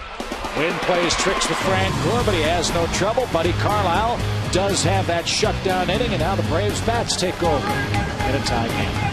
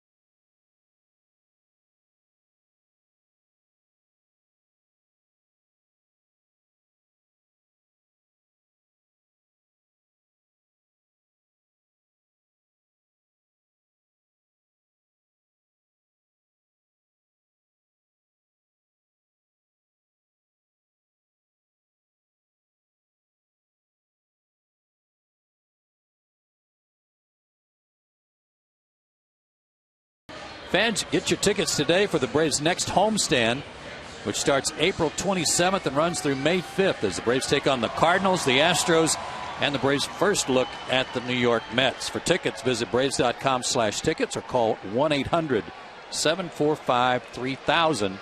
That Mets series, just a 2-game series. We'll have both of them for you right here on Peachtree TV, May 4th and 5th. No balls and a strike to Brian McCann, leading off the 6th. He's 0 for 2 in tonight's game. Hit a rocket his last time up, though, right at Maben. This one grounded to Cantu. Funny hop, stays with it. 1 out. I don't know if Cantu's going to win the Gold Glove, but he looks awfully steady to me over at first base, more so perhaps than Mike Jacobs. Well, he's a second baseman, you know, and he's played some third as he did last year. He's just got good hands and probably a little better reactions over there than Jacobs had. When you're a cattle rancher, you'd better be able to corral stuff. Yeah, and sidestep some of it too. Yes, that might be more important, right? Yeah. Some days. You know he's good on muddy fields. Here's Diaz 0 for 1 with a walk. And he also scored a run and could not stop. By the way, before we forget about it, happy April 15th to everybody out there. Yeah. I don't know if I've seen people so grumpy in my life as I saw him today. Boy, come on, D. Speaking of which, Miss Diamond, can I get a cup of tea? Very nice.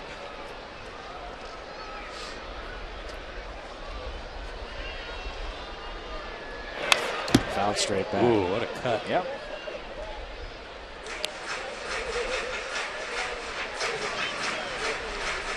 In fairness to Penn, the major league park in which he pitched is a home run hitter's paradise. You're a fly ball pitcher at Camden Yards. Ooh. Not going to have a very long shelf life. You've got to, it's kind of like pitching in Philadelphia. You got to try to keep the ball down, work on your ground ball pitches, because anything elevated and in the air has got a chance to go out. How about that tie-up swing? Yeah. That had a little late movement on it. First strikeout. Hayden Penn in a good spot. Really biting in on Matt's hands. Nothing he could do with it.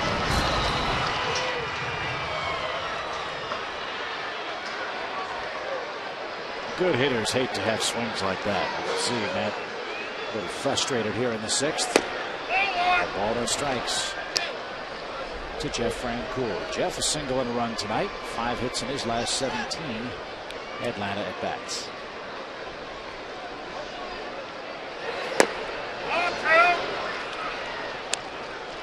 It's funny how a pitcher like Miller tonight, who was cruising along, had retired 12 in a row, and how things started to come apart because he walked the leadoff batter in the 5th.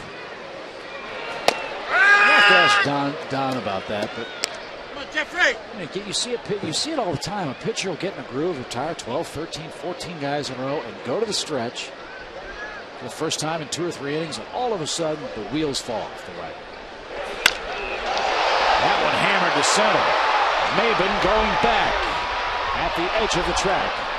Makes the play. Side is retired. Hayden Penn's retired all 4 Braves he has faced, and we are through 6 in a 4-4 tie.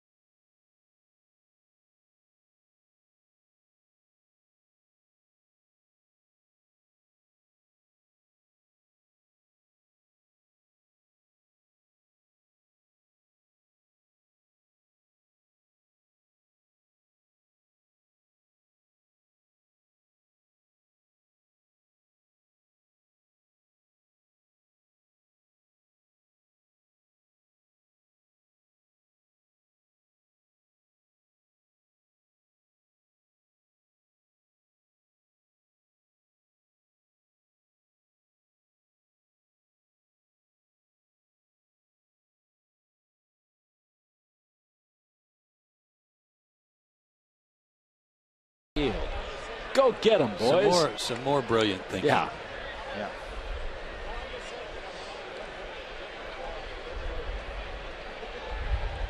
I played some games in that old ballpark outside. Did you? Oh yeah, the old Met. The old Met. The old Erector set, as it was called. Now it's the old Mall of America. Man, oh man, could it get cold there. They might be looking like that in June in Minneapolis.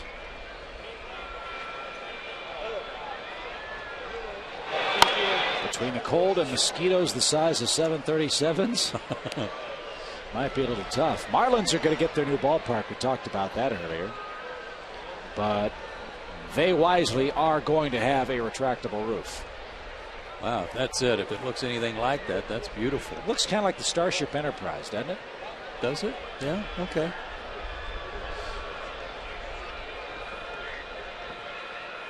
It's good by me. On the site of the old Orange Bowl, right? That's correct. Yeah, they've already knocked the Orange Bowl down.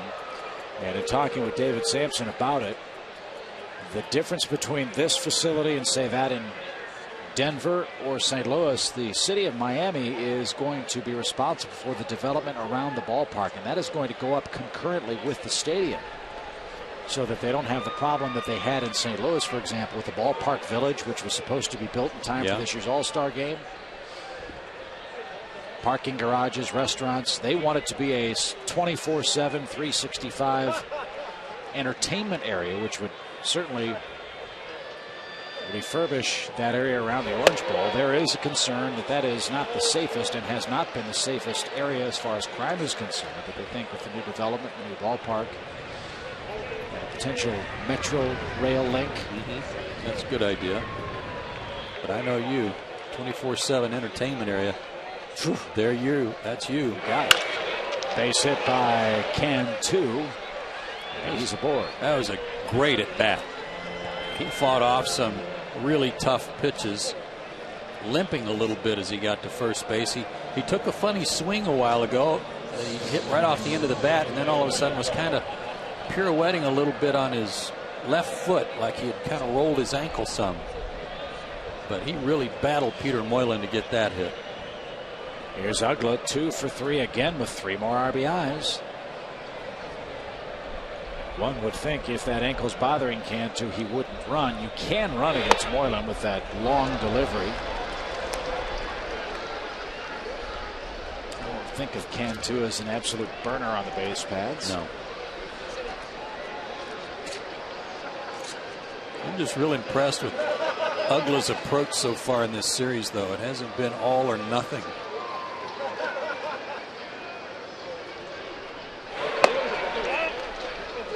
I don't remember ever seeing him hit a ball down the first baseline like he did his last time up. Yeah, he's a dead red hitter, pull hitter. Yeah. Lift and separate. And he's strong enough. If he hits the ball hard, it's going to go out without trying to hit it out, right? I mean, that time it looked like he was trying to crush it to left. Well, one of the things that one of Peter's bread and butter pitches is a good sinker down and in. And down and in is where Dan Ugla likes the ball. He doesn't like to be tied up anywhere around his hands or waist. So if he can go down and in to get a fastball, he loves it. And I was right about Cantu in his major league career coming into play tonight. 514 games before the start of the season, 8 stolen bases.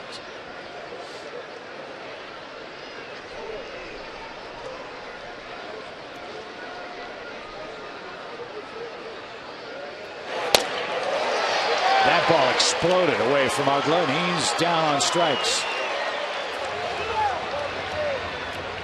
Big sweeping slider from Peter here. Started it at the middle of the plate, maybe to the outside third, then had it break well off the plate. He was ahead of Ugla in the count and really got him to fish for that one.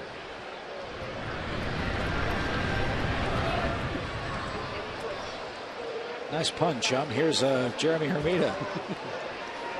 He's 1 for 2 in the walk. 6-game hit streak for Hermida. Big year for him. Marlins waiting for Hermida to be healthy and to be productive. And it appears at the start of this season he's both. And not to be satisfied. Keep working to get better.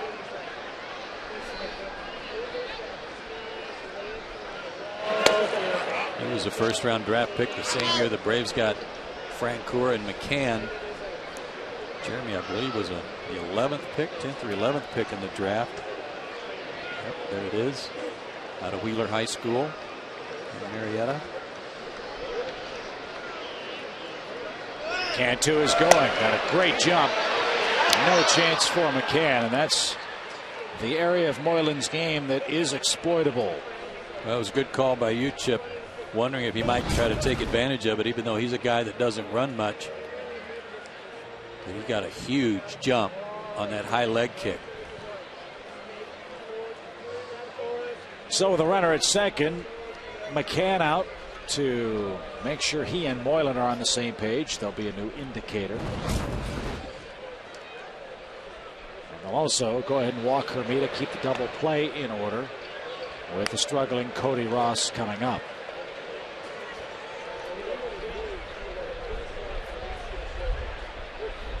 Marlins have earned 6 walks in this game.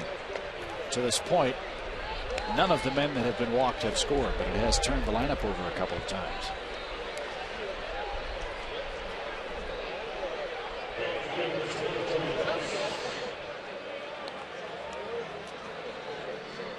Derek Lowe started, went 5, 7 hits, 4 runs, 5 walks, 1 intentional, 5 strikeouts. The customary crispness with which Derek threw in his first 2 starts wasn't as evident in tonight's game. Yeah, the time between working only 3+ innings in his start tonight, the sun glaring in his eyes in the first inning. It's a long inning for him. Ouch! Ross gets drilled, and he is hurt. He's making his way to first base, doesn't want to rub the spot, but that sounded nasty. Nobody loosening up in the Atlanta bullpen, but that's subject to change. You can hear this one splat.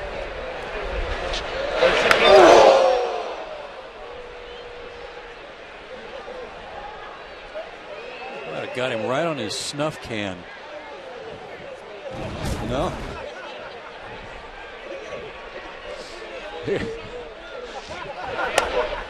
It's gonna.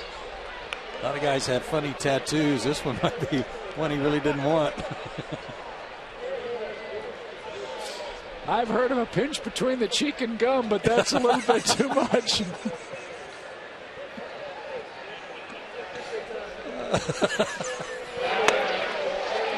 You're killing me. Oh, yeah. Owie. Oh, man. 1 ball, 1 strike.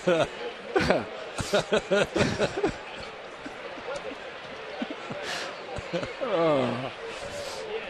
It's only April. How terrifying is that? 4-4 game. And a strike to Maven. Good pitch.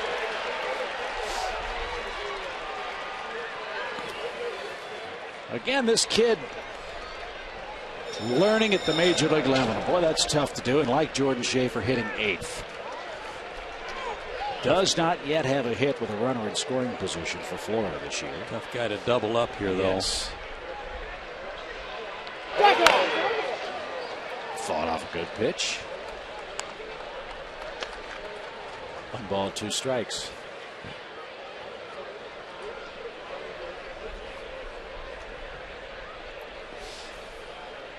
All a manager can do is bring in the man that he thinks can do the job. And if he does it, he looks brilliant. If he doesn't, everybody says, why'd you leave him in? Why didn't you take him out? That's the nature of the game.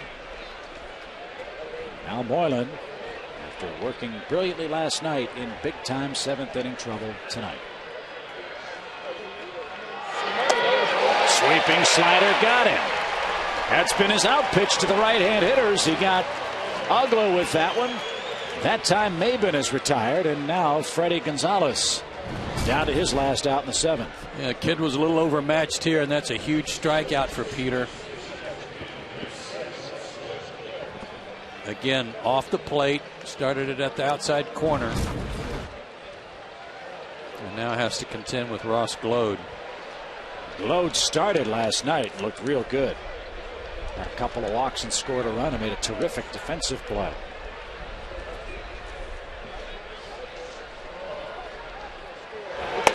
I like the idea of the 42 being worn.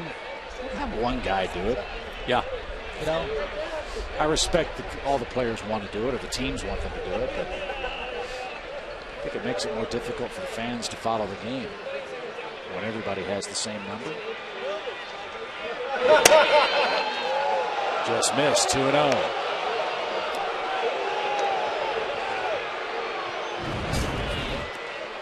Glode last night showed that he would make you work, give you a tough at bat. Peter trying to get that ball to back up over the inside corner, but with a little up and in. Can't walk him. For the bases are loaded with 2 outs. And now Glode is sitting pretty. 3-0. A single, a strikeout, an intentional walk, a hit batsman, another strikeout. Now Freddie Gonzalez playing his left-hand pinch hitting card in Ross Glode.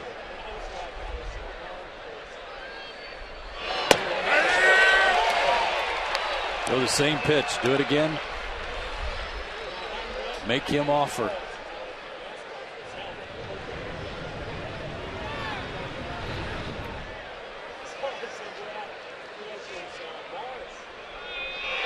Nowhere near. Marlins lead.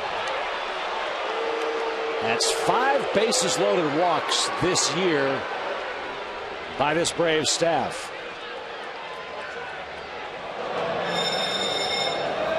Braves have Bennett and O'Flaherty warming up in the bullpen. The hit batsman was the killer when he had Cody Ross up there, a guy who's really struggling. So the back-to-back night for Moylan, ineffective in this 7th inning. He goes 2/3 of an inning.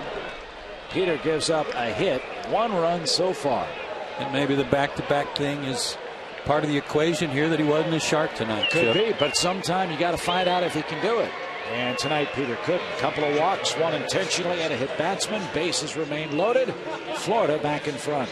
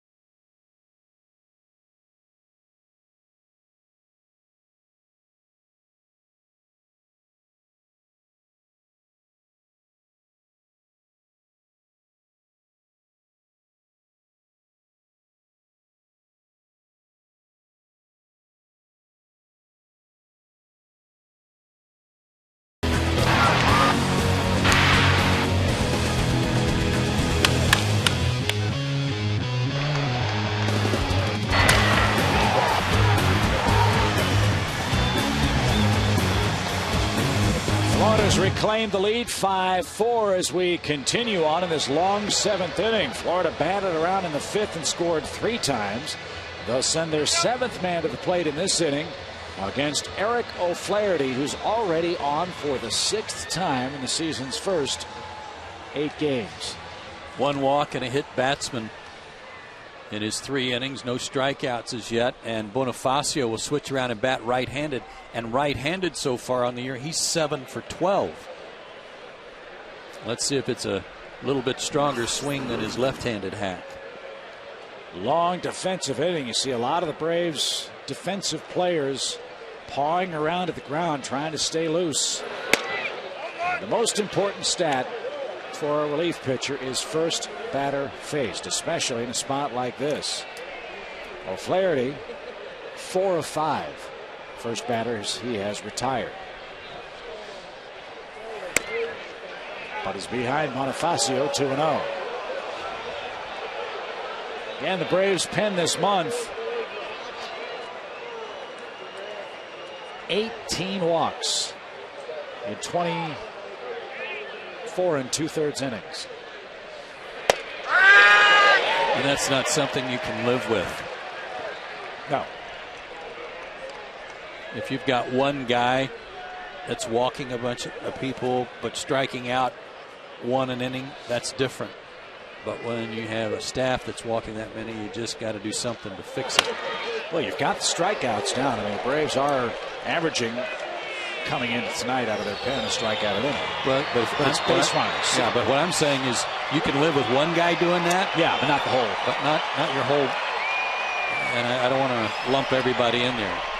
But not a group of guys that are scuffling with that. 47 hits and walks in 23 innings. That's a lot of men on base. And now the parade will begin. Full count with 2 outs.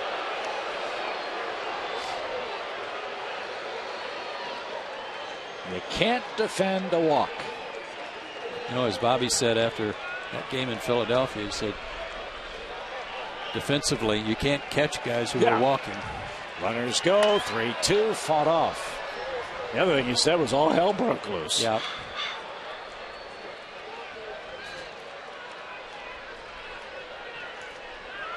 I'm not sure, but I think Jeremy Hermida over at third base almost ran around the third base coach, try to make sure he got out of the way as he was on the move. I don't blame him.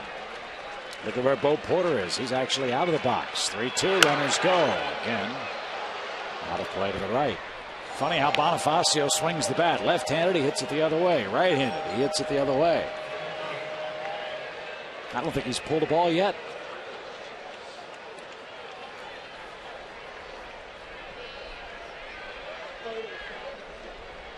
Most contact guys like Bonifacio in situations like this are just trying to inside out the ball so as not to strike out. Struck him out indeed. Oh, Flaherty comes in and does a whale of a job.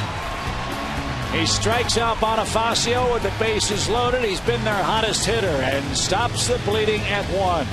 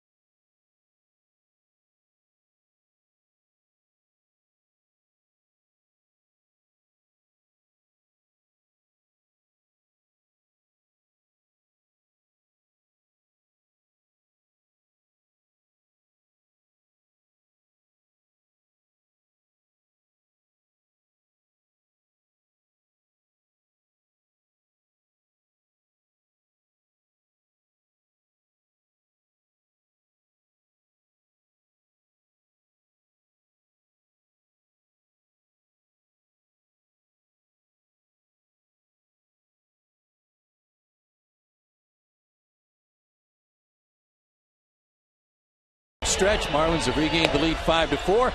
Time for tonight's Home Depot know-how question. It comes from Alan Campbell in Atlanta, who wants to know, why do some players hold their batting gloves while running the bases? In most cases like that, Alan, it's because that runner, when he does slide, sometimes will use his hand to brace himself. He'll throw, let's say you're carrying your glove in your right hand. If you're a guy who slides and try to brace your fall by throwing your hand back, a lot of times you can jam your wrist, break a finger, something like that. And if you're holding the glove, it's maybe just a reminder not to throw that hand down there. And if you do, at least your fist is doubled up. That's why they carry them. New pitcher for the Florida Marlins, Chip, is a guy that started his career in a Braves uniform and in fact pitched for the Braves in 2 games back in 2004. Dan Meyer. And he went to Oakland in the Tim Hudson trade, if memory serves. He did. And Meyer trying to make it back in the big leagues out of a Florida bullpen that's like the Braves. It's a work in progress for Freddie Gonzalez. And he will face the lower portion of the Braves attack. 2 lefties to start. You've got Kochman, you've got Schaefer. Then someone will bat in O'Flaherty's spot. Meyer last year with Oakland, 11 games, 4 starts, 0-4, a 7.5 ERA. He was placed on waivers at the end of the season, and the Marlins got him off waivers. 6'2", 225 out of New Jersey. So Casey Kochman greets him first. Kochman has doubled, scored, and has driven in a run. The ball, no strikes. Braves signed him as a first-round, supplemental first-round pick in 2002.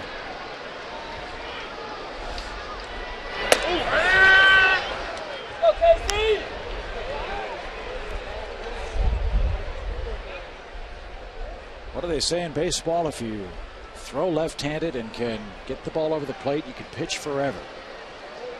Meyer washed out as a starter, it would appear.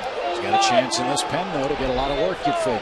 In many cases, if you're left-handed and you can breathe, you got a shot. That's a good point. There's not enough good ones out of the bullpen to go around. And in this division, you've got to have effective left-handed relief pitching. I think Utley and Howard. Of the Phillies, turn Beltran around. Reyes can get turned around. Delgado, Phillies. Turn Chipper around to the right side here. Kochman, Anderson. Long list of lefties for the Braves.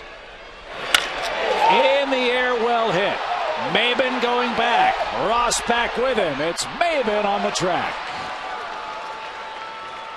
That's 2 balls the Braves have hammered in this game that died at the track.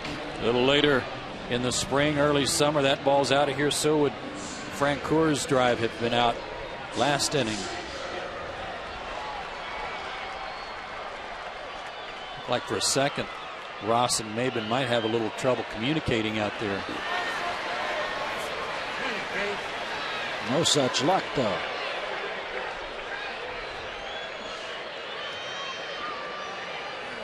As Ernie Johnson would say, Old Glory is starched. High above the Mitsubishi high definition scoreboard.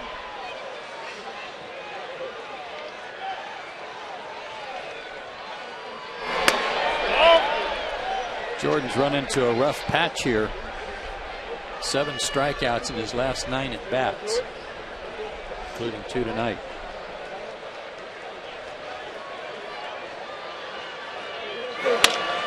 Looped to short, 2 out. That was off the end of the bat. And Hanley Ramirez hardly had to move to make the catch. Greg Norton will pinch hit now.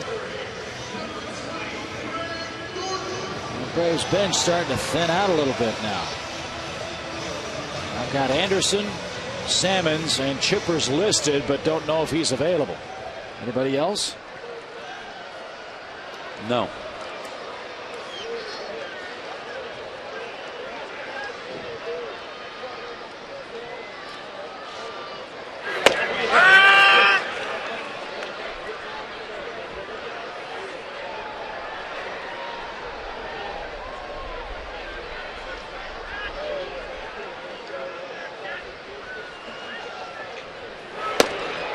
Boy, was he late on that high fastball. 0-2.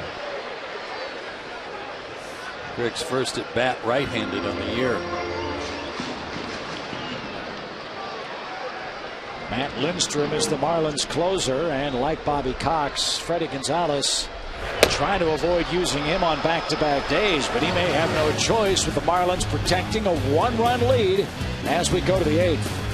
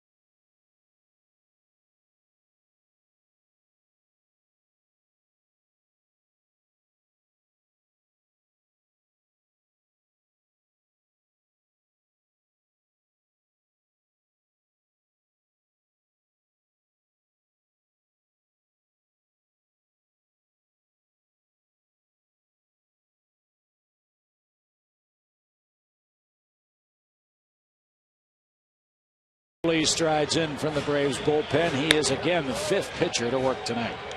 He's had a couple of days off. Got the save on Sunday when the Braves finished the sweep on the Washington Nationals. So he should be fresh and ready to go tonight. Has the heart of the order to deal with here in the 8th. A couple of news and notes tonight. Astros beating the Pirates 4-0, bottom 7. Mike Hampton started that game tonight. Astros 1-6 on the year, looking for their first road win, taking on the Pirates, who made a deal. They acquired Delwyn Young from the Dodgers for 2 minor leaguers. Earlier today, Braves will see the Pirates on their upcoming trip.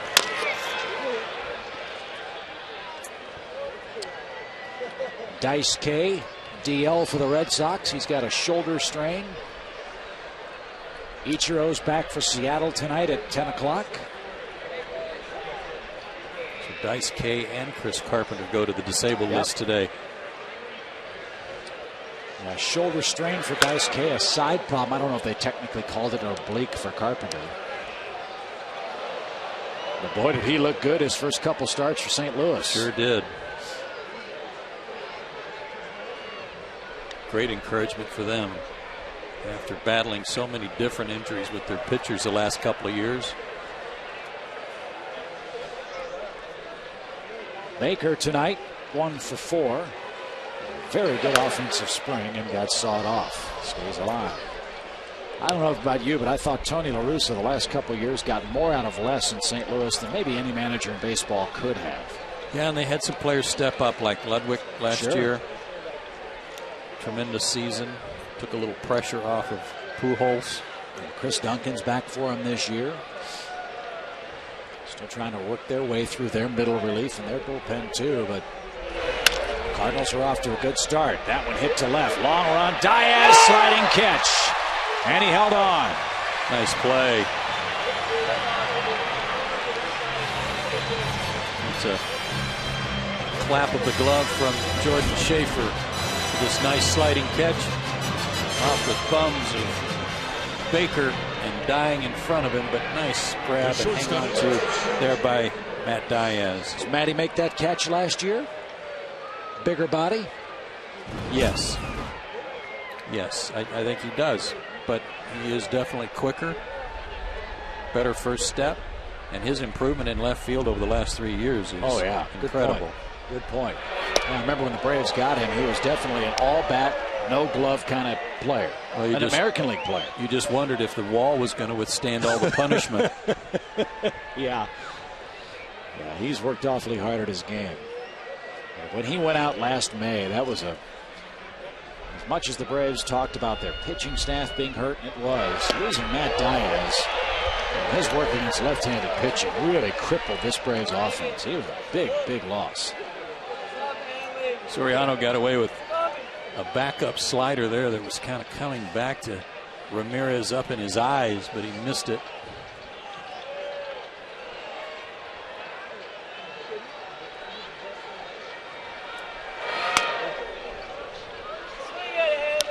One ball, 2 strikes. Nerve transposition surgery is what Soriano had. That is oftentimes the last resort before Tommy John surgery. If there's problems in that elbow, they move the nerve so that it's not irritated in the elbow.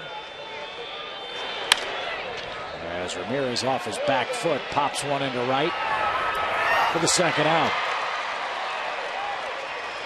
And you have to feel awfully good about the potential of this Braves pen. If Bobby can get all 3 of those guys, Soriano, Moylan, and Gonzalez, pitching well at the same time, you'll have a lot of shutdown games after 6. You've got some starting pitchers who you are, I think, at this point, confident on a consistent basis can get you through 6 innings, okay? Right. Yeah. On many nights, it'll be more than that. But very capable of pitching 6 innings. It's not the 8th and 9th that you can alternate with Soriano, Moylan, and or Gonzalez. It's the 7th. It's that bridge guy that some nights might be the 6th and 7th just to get to the end of the game.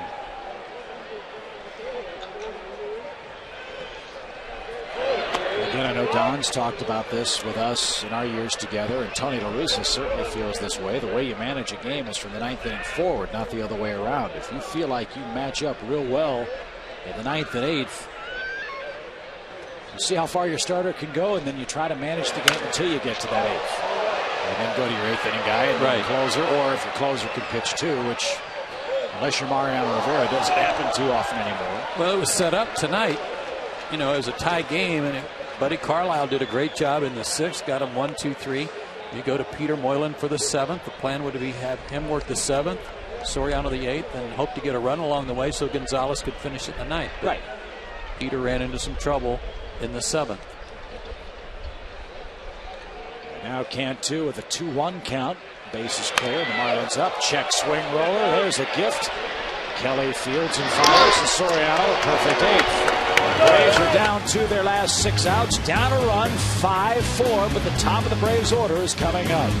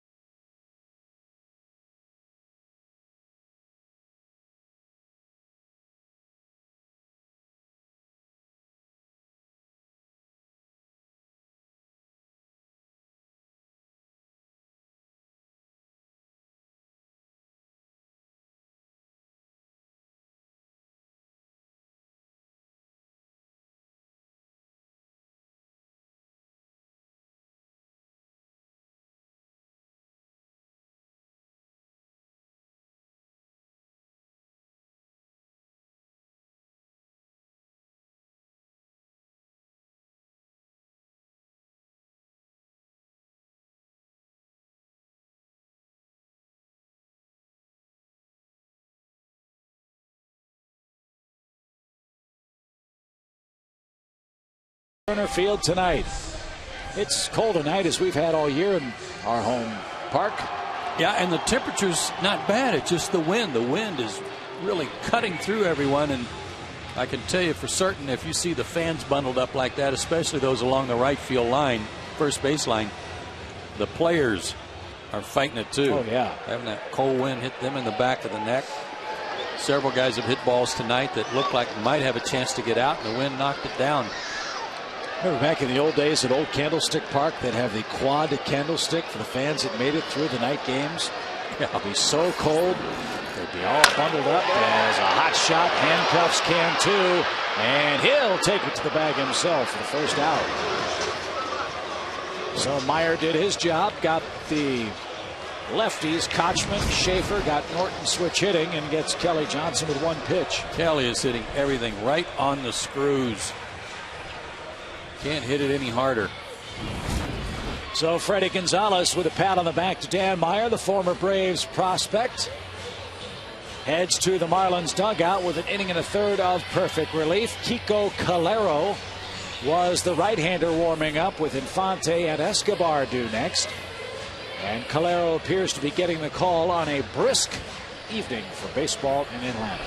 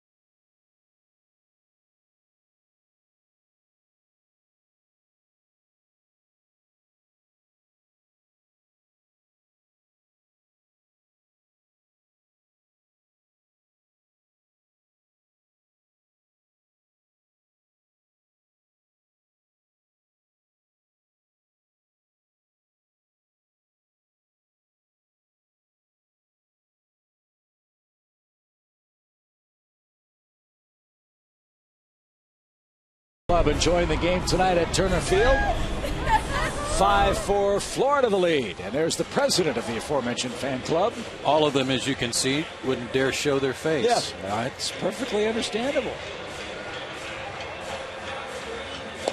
But Kiko Calero's not afraid to show his face out of this Florida pen, and boy, they've pitched great in this series, haven't they? Yeah, after a leadoff single off Leo Nunez last night, the pen collectively has set down 13 in a row. 14 in a row now after the ground out by Kelly Johnson.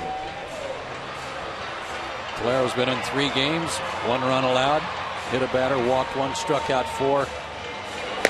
He is a slider throwing machine.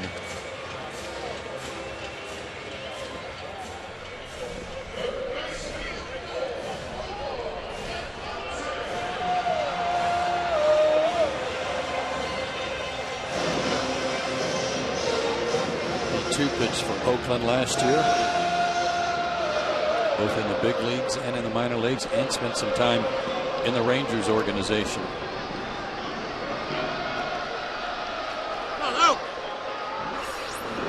Good night for Omar Infante. He's knocked in a couple of runs, subbing for Chipper Jones. Don't know if Chipper will be able to play tomorrow afternoon in the series wrap-up. John Shambi and Joe will tell you if he can on Sports South tomorrow. First pitch 12:10. Anibal Sanchez is in rotation for Florida. Kenshin Kawakami for the Braves. Then it's off to Pittsburgh this weekend. With the good work by Dan Meyer, Freddie Gonzalez has his bullpen in a pretty good setup right now, with Calero working to 2 right-handers. If anybody gets on and McCann comes up, he's got Pinto warming up, a left-hander for Bryan. There's that slider you're talking about. Omar didn't like that call.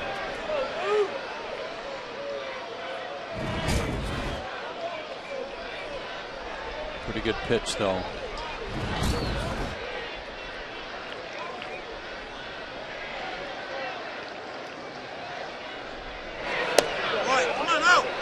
2 balls, 2 strikes. Toronto's winning again, 6-2 over Minnesota. Jays having a very good and surprising start. Toronto trying to go 7-3 to start the year. Yeah, who are they? All those young pitchers. Cito Gaston's got them swinging the bats, boy. That was one of the big differences last year when they made their managerial change. Cito sort of forced him to disavow the Moneyball approach and said, swing the bats. And they have done that. They had a very good finish under Cito last year. Mets up 6-1 over the Padres. That game's late at Citi Field. A broadcaster's nightmare to say, by the way. Got to be careful, buddy. Yep. Enunciate. Yep.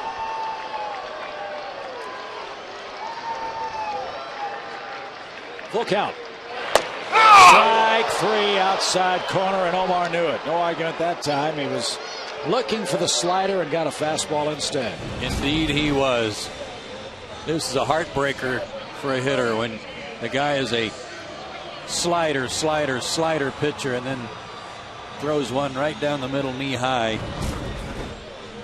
It's like you want to know what got into him. He kind of went against the scouting report.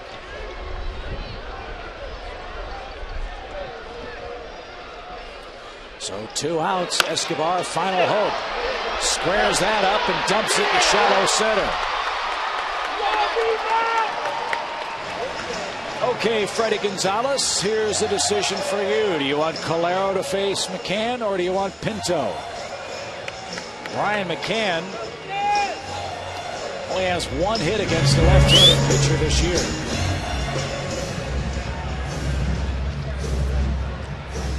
It looks like Freddie's going to leave him in there to pitch to Brian. Mark Wiley's coming out to talk to Calero, but there was a defensive. They were trying to get Cantu's attention. I don't know if they're going to have him play behind Escobar or not with McCann up there. We'll see.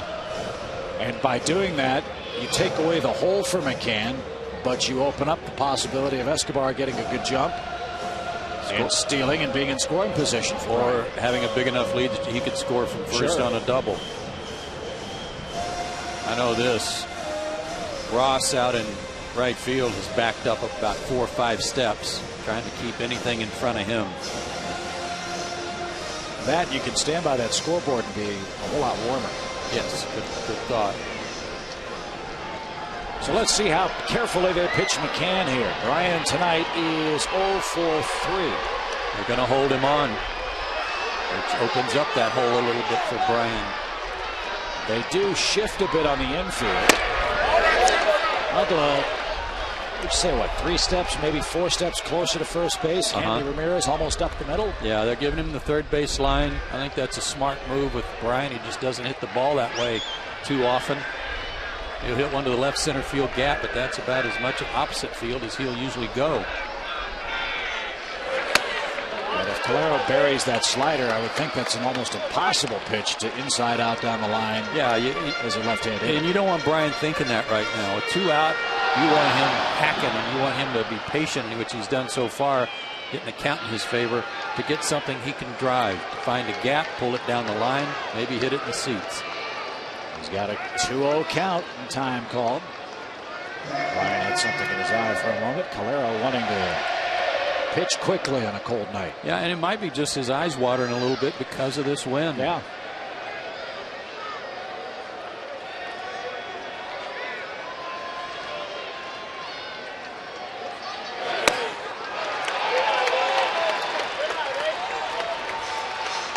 Bobby Cox with a decision here. You let Brian swing away 3-0, hoping to kind of cherry pick here a little bit, or have him take with the possibility of moving the tying run into scoring position with a free pass. Not going. Tying run in scoring position, a walk. You can understand why the Marlins would pitch carefully to McCann, even with Escobar moving into scoring position. Now you've got 2 right-handed bats in Diaz and Francoeur up against Calero and with 2 outs. They didn't want McCann to beat them. Well, I'm surprised he didn't bring in Pinto. I really am. He had him up. The only reason he had him up was to get ready in case Brian McCann came up this inning, and when he did, he elected not to go to him, and he winds up getting walked. Well, if he's not going to use Lindstrom, which is a possibility, maybe Pinto is going to close with Kochman, Schaefer, and the pitcher spot perhaps for the ninth. We'll see. Well, you had him up awfully early for that. Yeah. If you had him up in the 8th inning. Yeah, that's true. So we'll see as Diaz bats. He's always killed the Marlins, and over anxious there. Ball gets away, no throw. There's a break.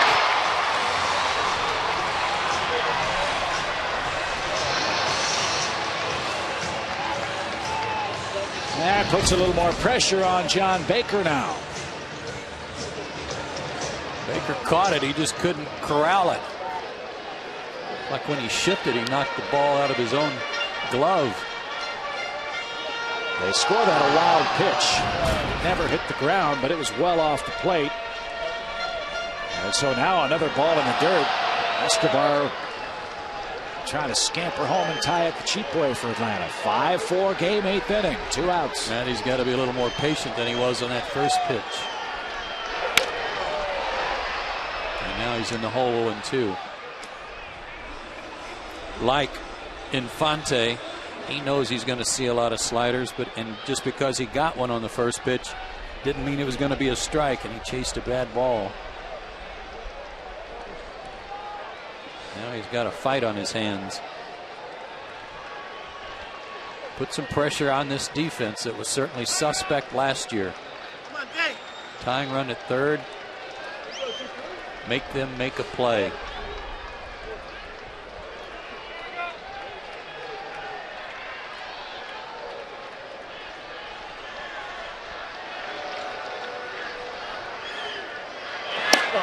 Matt Diaz had a swing in his mind, and he swung at 2 balls that were in the left-hand batter's box. Braves strand 2 in the 8th, 5-4 game, Florida in front.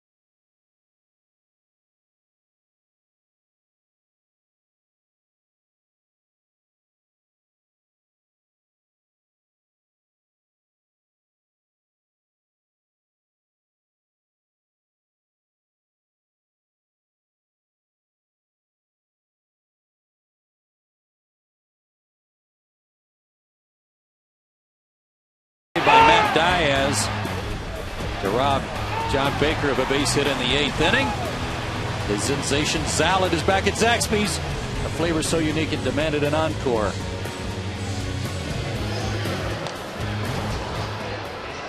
Blaine Boyer demanded an encore in this series. He too gave the Braves an inning of relief last night with a hit and a strikeout. This will be Blaine's 3rd outing of the young season, coming off a year that saw him fire 76 times out of the Braves bullpen last season. Worked an inning last night, gave up a base hit, but also struck out a batter. Marlins have left the bases loaded 3 times tonight, so it could have been a lot worse. Braves are only down by 1, but you got to hold them right here. Yep. Francoeur, Kochman, and Schaefer due up in the 9th. And we will see who closes for Florida. Old number 42 is up in the bullpen. Yeah. It's like Leo Nunez, who looked so good last night. Dan Uggla's had himself a terrific series. 3 more RBIs tonight, a single and a double. Both of those hits were run-scoring plays. He's also flied out and struck out. That came in the 7th, where Peter Moylan threw a frisbee that he missed by 1.5 feet. There you go.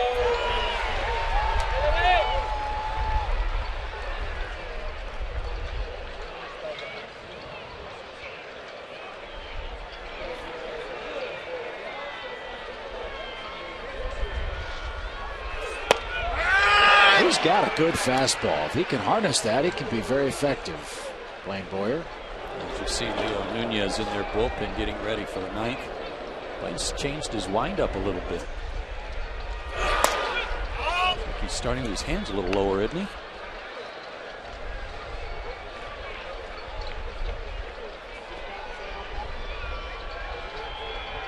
That's not so unusual, but usually he goes right into his windup instead of that little pause. Popped up. Wind pushing that ball towards the tarp.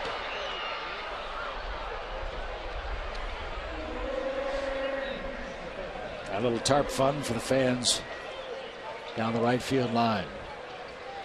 Full count, 3 balls, 2 strikes.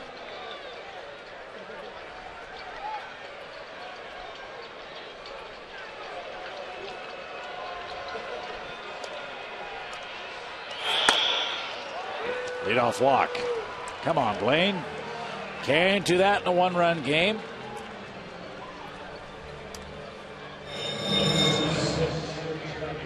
Nothing will bring out the ire of Bobby Cox than a leadoff walk. Nothing will get that phone working faster. I know that. That's 8 walks tonight the Braves have issued.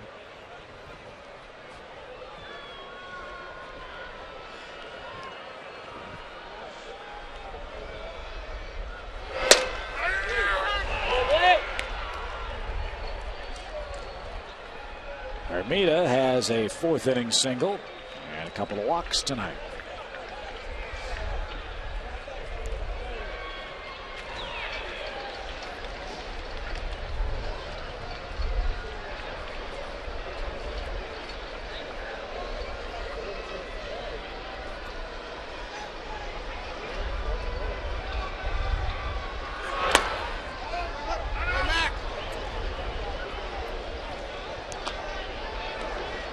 Guys have hooked up before, facing one another in high school. Boyer and Hermida playing for rival high schools out in Cobb County. Boyer out of Walton High School. Ouch. Another hit batsman. Make it 8 walks and 2 hit batsmen on the night. So Boyer and Hermida, who went to different high schools together, lock horns in the 9th inning. A walk and a hit by pitch. 2 on, nobody out, and Roger McDowell wearing out a path between the Braves dugout and mound. On the trot. Yeah.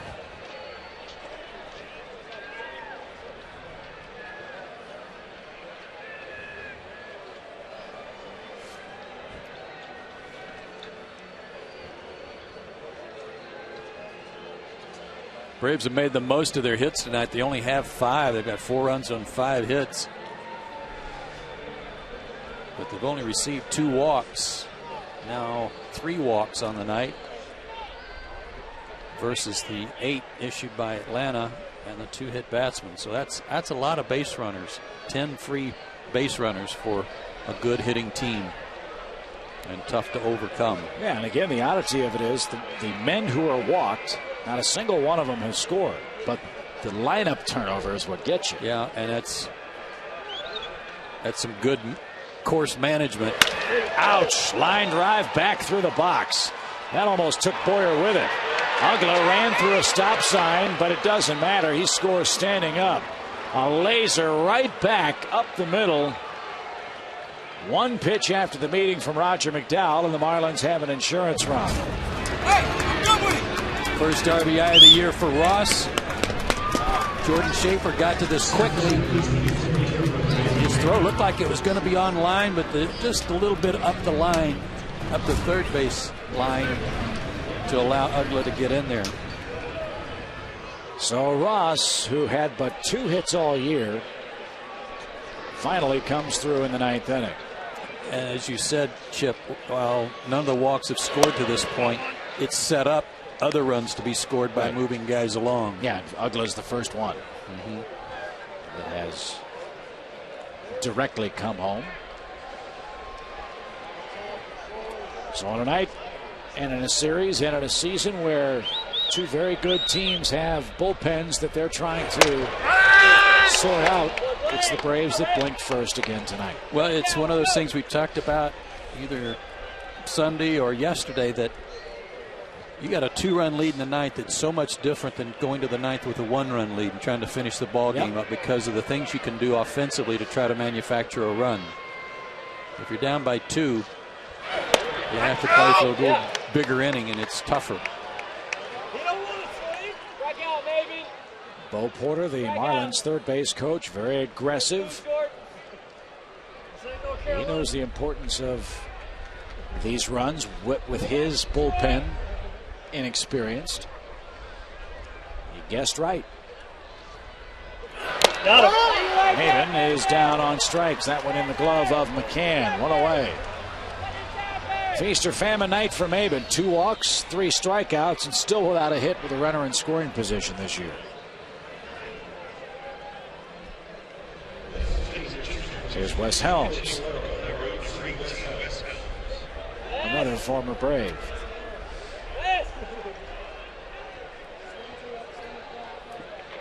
I wonder if Wes got a ring from the Phillies. He started the year with them. Good question. Should have.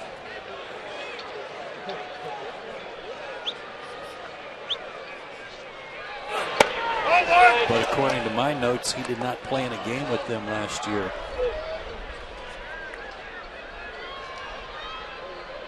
He was traded April 5th. So maybe not.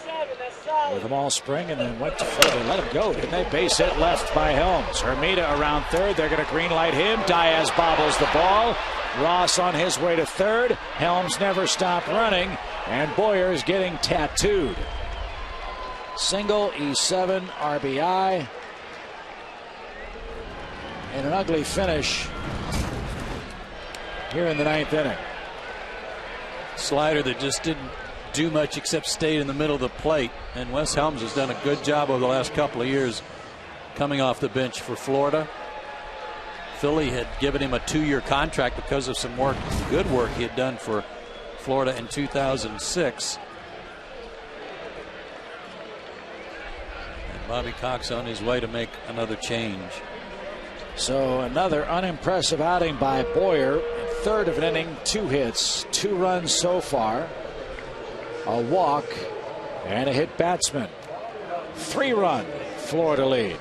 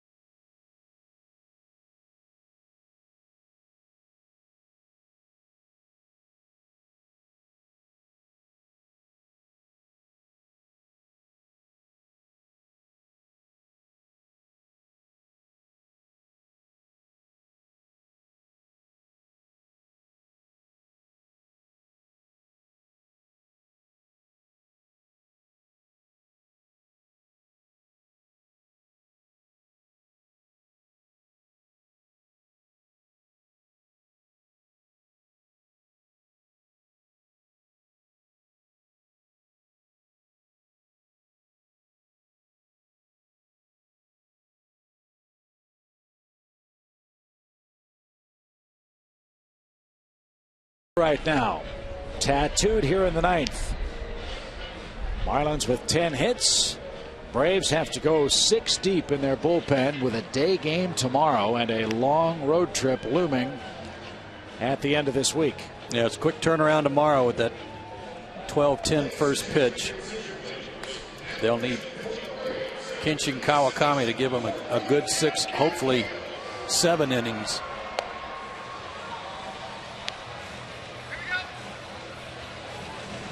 Otter Wendelstedt trying to move things along as Campillo makes his 3rd appearance of the year. And he'll face Emilio Bonifacio, who has struck out 3 times, flied out once, singled, and scored way back in inning number 1. Well, here's something that you were talking about a minute ago with the walks and what it does to the lineup, Chip. This is his 6th at bat of the night. Yep. In a 9-inning game. So they are turning that order over quickly. Infield has to come in. That opens up a lot of angles for Bonifacio. And Campillo, who is a master of changing speeds, did not give in and give him a first pitch fastball. Their bullpen has changed as well. Leo Nunez has sat down with a 3-run lead, and now Pinto is back up.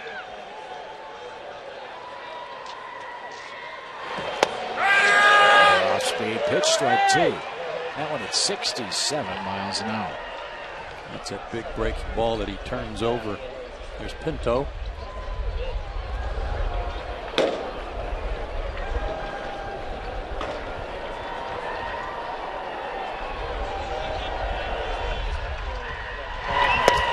Again, beauty.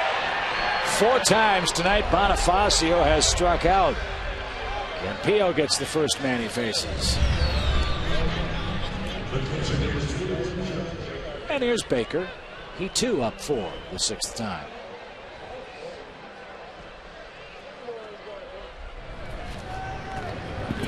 Look at him talking about the spin on that pitch and how he turned it over and was spinning away from him. That's what helped make Jorge so successful last year in the rotation for Atlanta.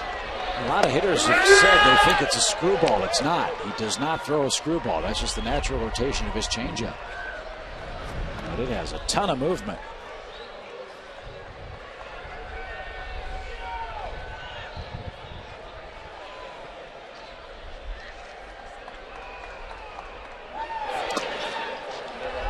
Good stop for Brian McCann.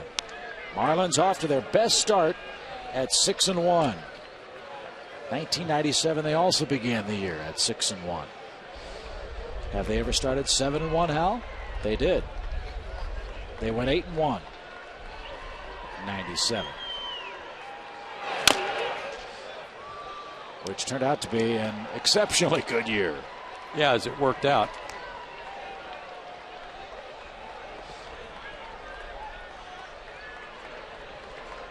One ball, 2 strikes. Cardinals won tonight. Colorado beat the Cubs. Milwaukee's up 8-3 over the Reds in the 7th. Milwaukee has started slowly this year. Brewers at 2-6 coming into play tonight. Houston and Cleveland started the day, each with 1 win. The Indians won. Houston's winning tonight.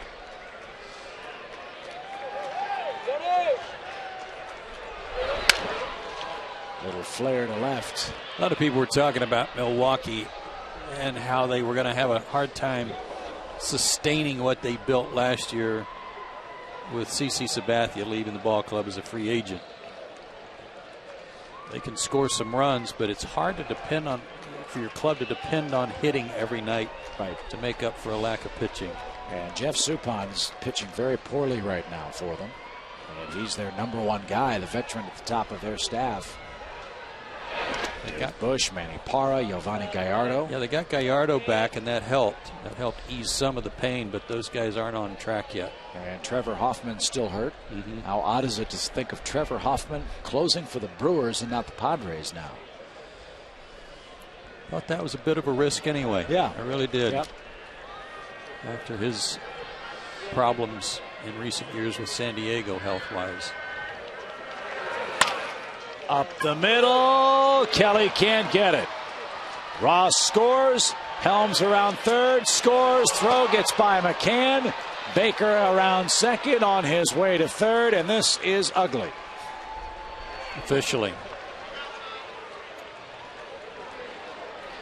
My guess is single takes second on the throw, takes third on E8. Just a guess. And 2 RBIs. The throw was ill-advised by Jordan Schaefer. He's just trying to prevent another run from scoring. But there was no one there. Kochman was late getting over to cut it off. McCann tried to come out and get the ball before it took a bad hop. That's the 4th error on Atlanta outfielders in the last 2 nights. Have they announced an E8? I would think they'd have to. It's not on the board. No, you're right.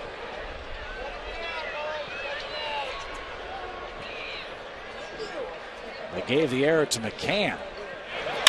Ground ball, that's in for a hit. Hanley Ramirez, an RBI single. Well, let's see if the Marlins can get this out of their system tonight, as they've blown this open. 10-4, your score. How does McCann get the error? Did he even touch the ball? Well, he did. He came out to try to get the throw to keep the runner from advancing. Here's the throw again, and it's kind of a worm burner here after it hits the slope of the mound and got under Brian's glove. Campillo had not come in to back up the play. That's his mistake. Again, look at Campillo. He's a spectator. Kochman's late getting over to cut the ball off. Campillo's a spectator, and the ball got under Bryant. I still think that error should be charged to Jordan Schaefer. Yeah, I'm with you. How can you give a man an error when he doesn't touch the ball? So that one might be up for dispute. What you can't dispute is 2 errors.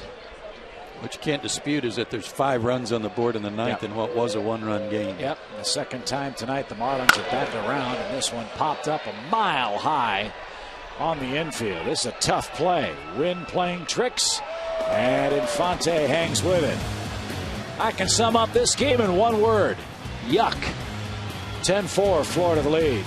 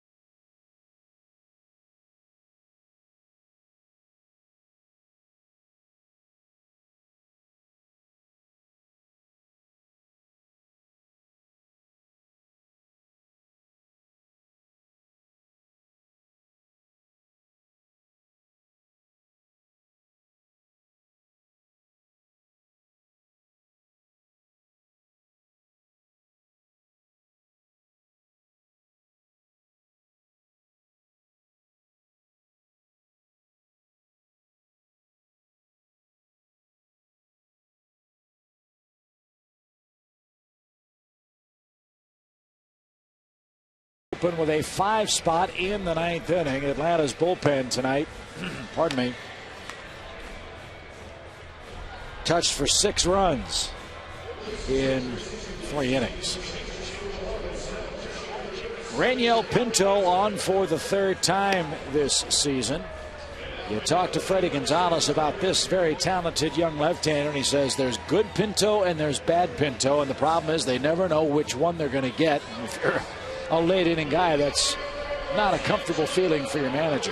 I had some bad Pintos last night, so I know how Freddie feels.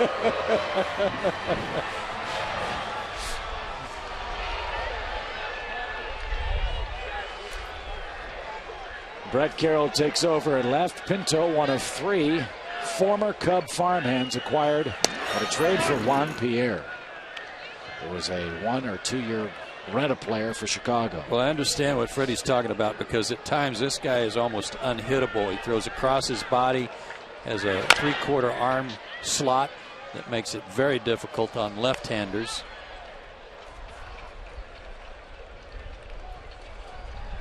Before the All-Star break last year, Pinto, as good as anybody in the National League in this spot, had an ERA of 2.96. After the All-Star break, just a skosh higher. And as we learned, as Francoeur hits it to right, good piece of hitting. A skosh is a smidge more than a smidge. Yeah. In this case, it's a lot more. Yeah. How about Frenchie going the other way? Like it. His second hit of the night. Pulled a pitch that was running in on him earlier tonight from Miller. Fought it off for a hit. So a hit to left and a hit to right. Now Kochman up 1 for 3 is he with a run scoring double. Casey also scored on an Infante hit. And I would imagine, even though this game is well in hand for Florida, this is where Freddie Gonzalez wants to see a little mental toughness from Pinto. These are games where one's mind can wander when you're on the mound. As Carroll will be tested in left. Makes the play for the first out. And makes a strong throw to Ramirez, by the way. You want Pinto, if you're the Marlins, to go out here and pretend it's a one-run game and just blow the ball by people. Well, if he wants some confidence, he should take from Freddie Gonzalez the fact that he was up after Nunez when the score was 7-4. It was still a safe situation, and while it had gone to a 3-run lead, he was the guy warming up. The fact that they added to that, and it's now 10-4, is just coincidence. But Freddie was going to bring him in on what would have been a safe situation had the inning ended. So 1 on, 1 out for Schaefer. Jordan 0 for 3. Strikeout, 2 strikeouts, I'm sorry, and a soft line drive to Handy Ramirez, his night at the plate.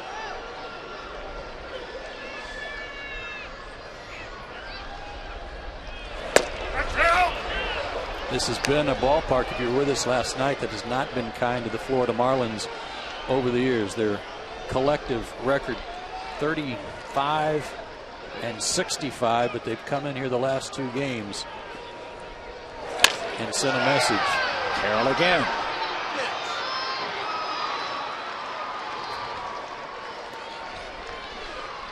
Braves down to their last out, and it's Garrett Anderson.